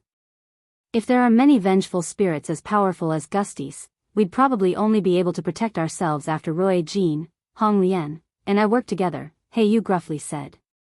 He felt slightly pressured by Gustys' appearance. The three of them continued, directly making their way to the third zone of the death nest. They were attacked by many vengeful spirits as they moved, and all of them were Saint Kings. Saint Emperor vengeful spirits were extremely rare. They did not come across a second one. The three of them would come across a few bones that originated from ancient times, but the bones had been invaded by the yin qi and grudges of the dead long ago, explaining why they remained in perfect condition. After traveling over 1,000 kilometers through the second zone, the three of them finally reached the border. They saw that the yin qi, a few thousand meters ahead of them, was thick and dense like a black mist as it rolled about violently. Ghost faces seemed to be conjured from time to time and seemed to be brandishing their teeth and claws at Jianshen. They would produce dreadful wails as well. This was the depths of the Death Nest, the third zone, the most dangerous zone. It was known as the homeland of Saint Emperor Vengeful spirits since this was where they gathered. The three of them stopped at the border between the two zones. They stared at the third zone sternly, but they did not step over the boundary. They became rather conflicted inside. Just the yin qi and grudges that filled the third zone were enough to pressure them. The power of the yin qi and grudges here had reached a frightening level. Jianshen and Tai Ta were both frowning. The third zone is a little too terrifying. If saint rulers step into it, they'll probably pass away in just a few seconds from the energies present, Jianshen gruffly said. The third zone could be described as a killing ground for saint rulers. Even without vengeful spirits, saint rulers would not be able to survive for very long. Only saint kings can enter the third zone, and they need to circulate their energy as hard as they can to repel the yin qi and grudges. This will lead to an extremely rapid exhaustion of energy, so we can't waste too much time in there, said He Yu. We need to enter even if that's the case. We'll back out once we find the precise location of the saint's fruit. Once it ripens, we'll go in and take it, said Jianshen. Determination flowed from his eyes. He needed to go in no matter how great the dangers were. The saint's fruit only appeared once every 40,000 years. It was the only shortcut to Saint Emperor, so he needed to obtain the saint's fruit this time. The three of them entered the third zone side by side. As soon as they set foot over the boundary, a bone-chilling iciness immediately invaded their bodies. At the same time, the grudges of the dead that were at least a dozen times more powerful than before wormed toward their souls. The energies were so powerful that they were comparable to the yin qi and grudges present within Gustys earlier. The three of them were prepared. They immediately began to circulate their energy, creating a barrier outside their bodies to obstruct the invasion. Strands of chaotic force surged from Jianshen's chaotic Niden. It filled every corner of his body, using all the advantages that the chaotic body offered. At the same time, a layer of dark light moved about the surface of Jianshen's body. This was chaotic force circulating around his skin. Tai Ta became enveloped by a blinding golden light. He seemed to have become a golden cocoon, where only a blurry figure of him could be seen from outside. He seemed like he was a god in descent, possessing a mighty appearance. A layer of extremely terrifying energy also pulsed on the surface of He Yu's body. All three of them pushed their energies to the maximum to protect themselves upon stepping foot into the third zone. Jianshen let out Rui Jin and Hong Lian.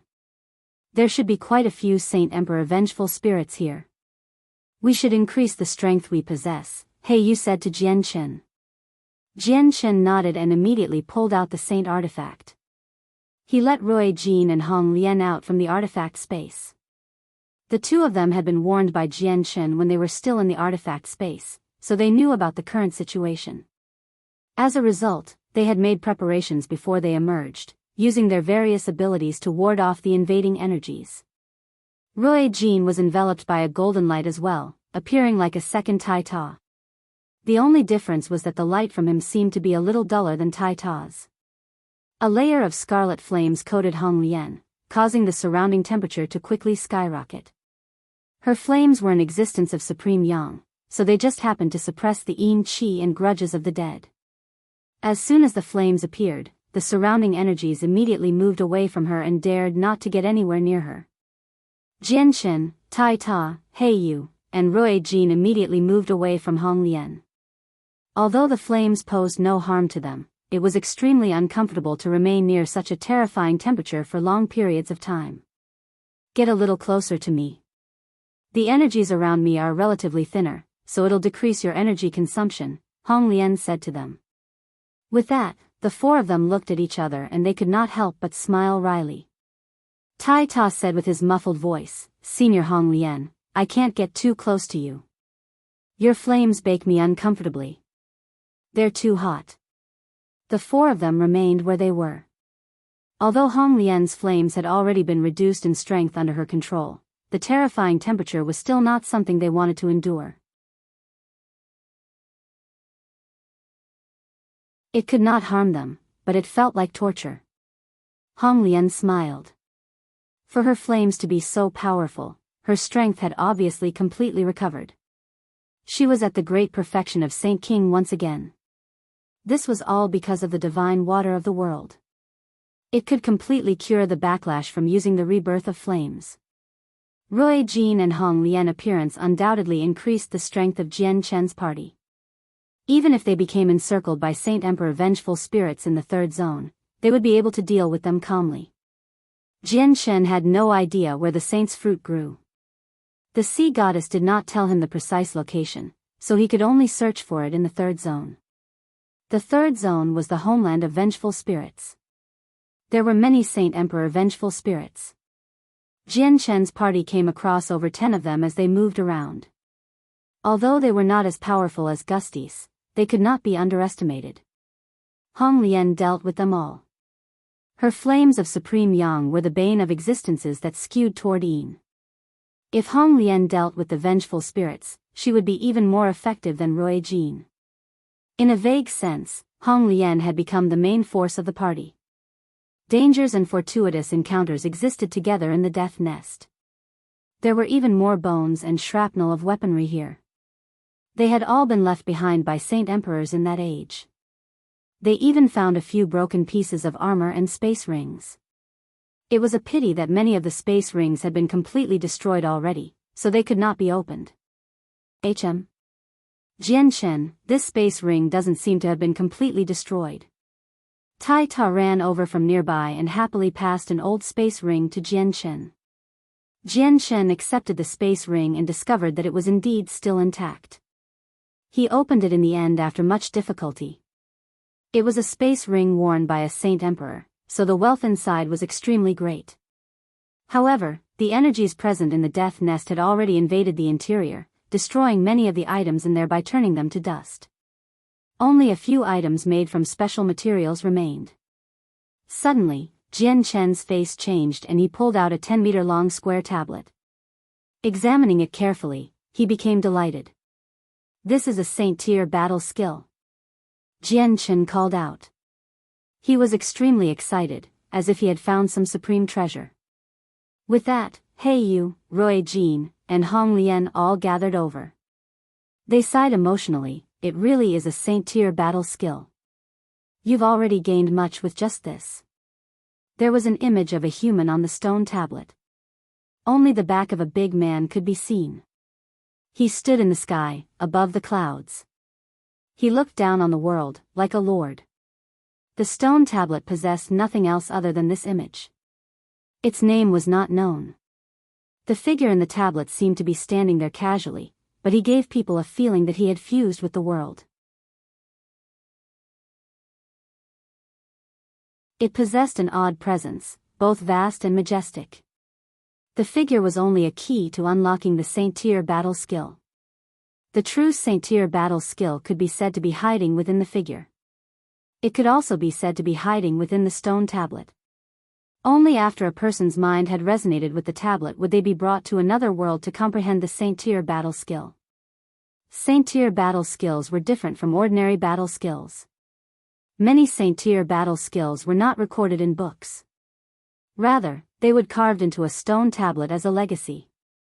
An energy that originated from the world would be hidden inside, allowing the tablet to exist for eternity and become almost indestructible. Jian Chen was extremely excited since he had obtained a Saint-tier battle skill. The Flame Mercenaries had already reached a certain scale in size now. They possessed many Heaven-tier cultivation methods and battle skills, and the only thing they lacked were Saint-tier battle skills. The Saint-tier battle skill right before him could make up for this aspect. Also, Jian Chen found a Saint-tier cultivation method within the space ring. It was recorded on the fur of a Class 9 magical beast. It had been reduced to a sorry state, but all the words recorded were still present. Unfortunately, there was nothing else in the space ring other than those two items. However, Jian Shen was extremely happy with his harvest even though that was the case. In the blink of an eye, Jian Shen and the others had already stayed in the depths for a whole day. They found a few more space rings during that time, but all of them were unfortunately useless. They had all broken. Hong Lian had already put out the flames around her. She now wore the clan treasure of the Phoenix clan. She used the origin energy armor to repel the invasion of the energies. He Yu and Rui Jin equipped similar armors as well. They no longer used their own energies to repel the invading yin qi and grudges. The three of them were all saving energy. There was no energy of the world within the death nest, only endless amounts of yin qi and the grudges of the dead. They could not replenish their used energy at all. Jian Shen and Tai Ta had also been persuaded by Rui Jin to enter the artifact space, but they both declined the offer. The energies they used were extraordinary, and consumptions like this were nothing to them.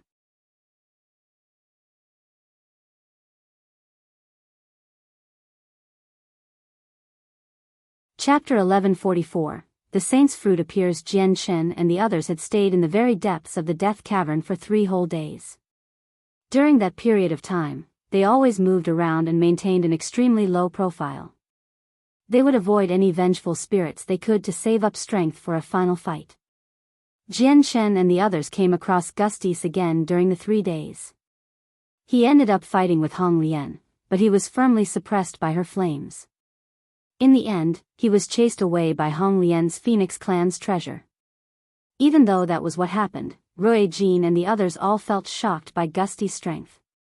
If they did not use their origin energy treasures, they would not be able to do anything to him. They would not even be his opponent. During those 3 days, they had traveled through half of the 3rd zone. Unfortunately, they did not come across any signs of the Saint's Fruit. They did, however, find a few space rings, but they had all been destroyed, so they obtained nothing. After making it past a hill, everyone in Jian Chen's party narrowed their eyes. They virtually gazed in the same direction at the same time. Within the churning black mist was the faint flickering of a multicolored light. It was extremely weak, but it was still eye-catching within the mist. All of their eyes shined with interest. They stared unblinkingly at the flickering light. This was the first time they had seen the existence of another light source ever since they had entered the death nest. Without any verbal signals or agreements, all of them walked toward the light. They were all filled with caution. As they approached the place, the flickering light became brighter and brighter and more blinding. In the end, they finally discovered what the multicolored light was. It was a small, man-sized tree that stood there all alone. It glowed with a blinding 5-colored light that enveloped a radius of 1,000 meters. The yin qi and grudges of the dead could not approach this region. It almost seemed like this region was an independent space. The small tree had a total of 9 leaves. Each leaf radiated with a hazy light, and it was very beautiful. They all seemed like flowers, protecting a fist-sized fruit inside. The fruit was red in color, but it shined with a rainbow light. A profound presence hidden within the fruit could be vaguely sensed. It contained the truths of the world. The Saint's Fruit. This should be the Saint's Fruit. Jian Shen exclaimed. He was extremely excited. After so many twists and turns, he finally found the legendary Saint's Fruit in the death nest. What a wondrous fruit. It can actually grow in the death nest even though it is filled with vile energies, He Yu said in amazement. He found it rather unbelievable. The Saint's Fruit seemed to be filled with holiness. Logically, a fruit like that should have only appeared in a blessed land filled with spiritual energy, yet it grew in the gloomy death nest. This was indeed unbelievable, almost illogical. Mo Tianyun used the corpses of countless fallen experts from ancient times to build the death nest. He used his abilities to draw out the essence within these experts to create such a heaven-defying fruit. What a great approach, Rui Jin softly murmured. He felt complete admiration for Mo Tianyun. More accurately, the saint's fruit grows by absorbing the essence and essence blood of those experts. It's a fruit of supreme vileness, yet it just seems divine. It really does seem like a fruit of the saints. I understand now. Mo Tianyun really did possess great abilities. He actually forcefully transformed yin into yang by using a mysterious reversal of the infinite to transform evil into good. He used an absolute technique to transform the nature of the fruit, nullifying the evil energy within the saint's fruit, which was why the evil fruit became a true fruit of the saints. It possesses heaven-defying effects and can assist people in breaking through to Saint Emperor, Hong Lian said. She stared at the fruit as her face filled with shock. Rui Jin's eyes also turned golden. 2 streaks of light shot out as he gazed around the area. He was using a secret technique of the Dragon Clan. Did Mo Tianyun really do so much to create this zone of danger just to grow the saint's fruit? Rui Jin murmured. Flames began to dance in Hong Lian's eyes. She also used a secret technique of the Phoenix clan to observe the surroundings.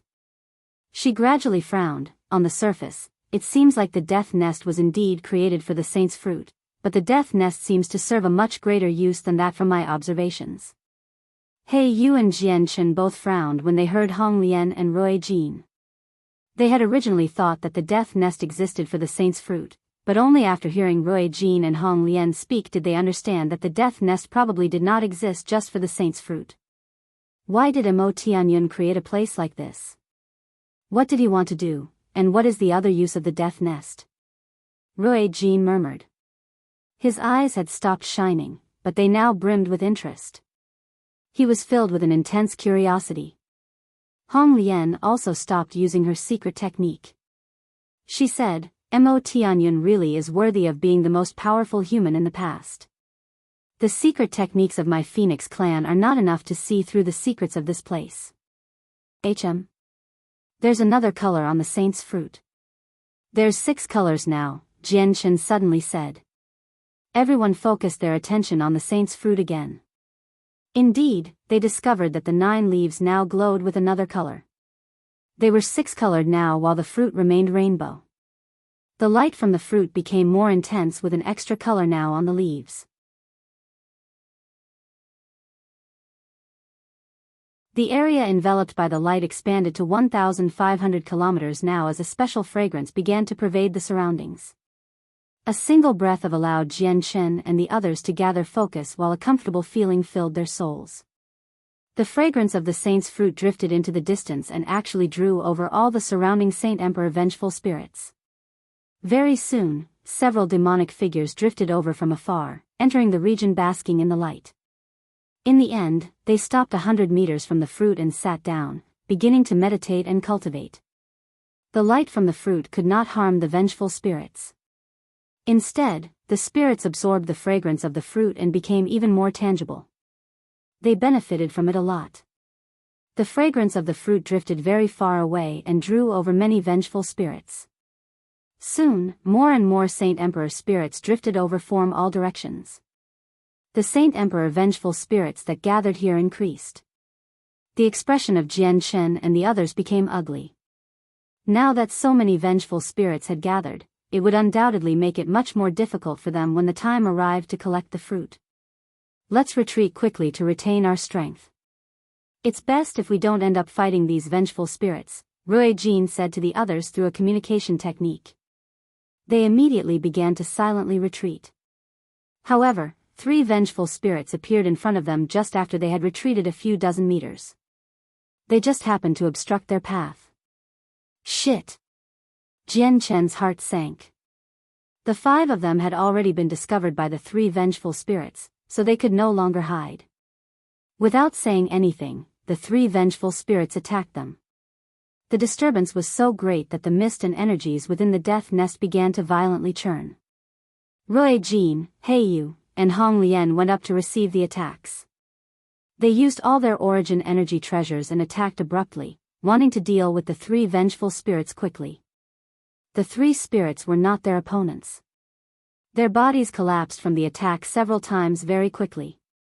They could not use their strength to the fullest before the origin energy weapons. The 5 of them were not very far from the saint's fruit. Drawn over by the fragrance, almost all the vengeful spirits of the region had gathered there. The sounds of battle alerted the other vengeful spirits very quickly, including those that were meditating around the fruit. Immediately, all the vengeful spirits stood up and rushed toward Rui Jin and the others.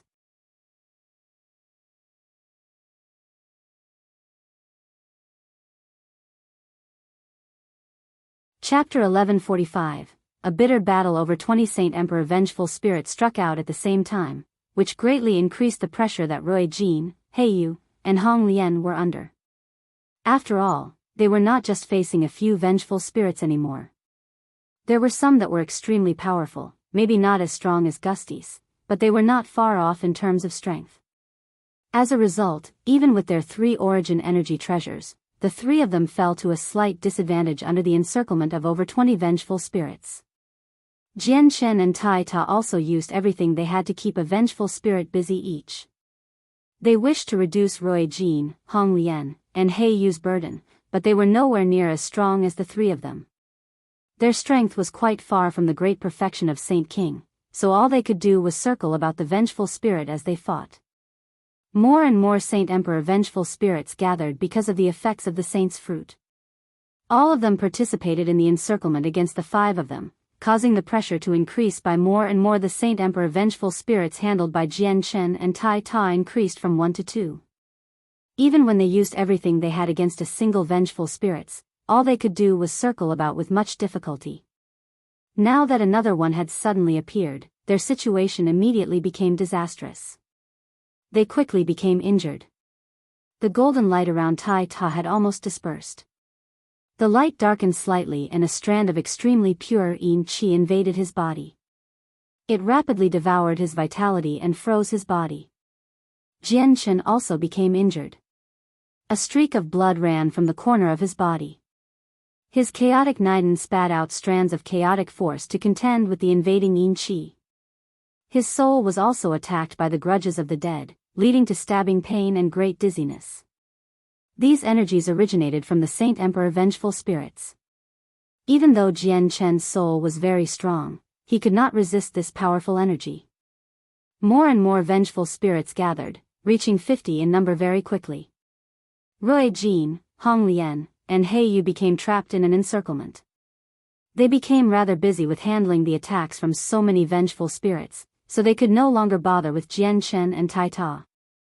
However, they still tried to attract a few vengeful spirits over to reduce the pressure Jian Chen and Tai Ta were under. Enter the artifact space.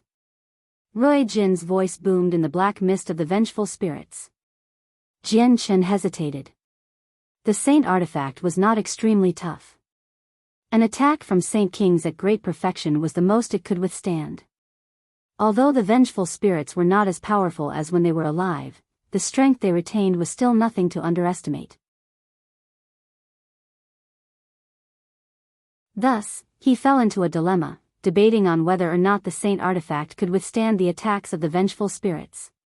Bang! With a muffled sound, a vengeful spirit silently appeared behind Jian Chen. It struck Jian Chen's back with a punch, sending him flying. This was the 3rd vengeful spirit Jian Chen had to handle. With his current strength, he could only hold off 1 Saint Emperor vengeful spirit at most. 2 was already his limit, and he would not be able to last for very long. He would be utterly doomed if a 3rd one appeared. Jian Chen vomited a mouthful of blood. He flew uncontrollably for several hundred meters before falling to the ground after striking a few large trees. At the same time, Tai Ta was knocked flying with his battle axe and flickering golden light. He just happened to land near Jian Chen. The light on his body had dulled and his face was pale. A trail of golden blood ran from the corner of his lips. Jian Chen, these vengeful spirits are just too powerful. We can't defeat them, so we better leave here quick, Tai Ta said. He was extremely stern. Up ahead, 4 Saint Emperor vengeful spirits quickly approached the 2 of them. The other 2 spirits had transformed into dense yin qi and grudges, quickly drifting over as well. Let's go! Jian Chen yelled.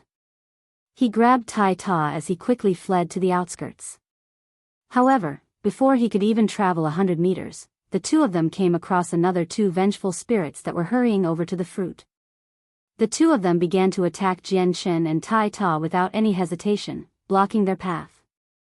Kept busy, the 6 other vengeful spirits managed to catch up. 8 Saint Emperor vengeful spirits now attacked them at the same time. Jian Shen and Tai Ta had basically nowhere to run now. They were encircled by the vengeful spirits and could not flee.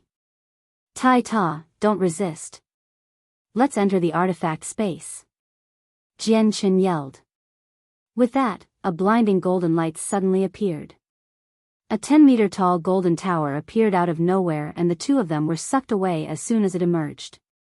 The 8 vengeful spirits immediately turned their attention to the tower now that Jian Shen and Tai Ta had disappeared.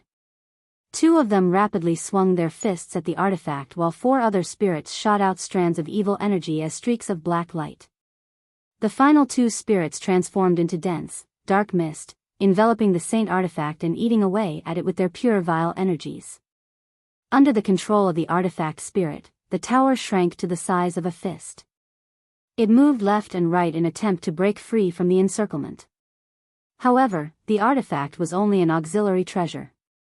It possessed a powerful interior but weak exterior, so its powers outside were extremely limited. Other than being extraordinarily tough, the artifact had no other advantages. It was trapped tightly between the 8 vengeful spirits, unable to flee at all.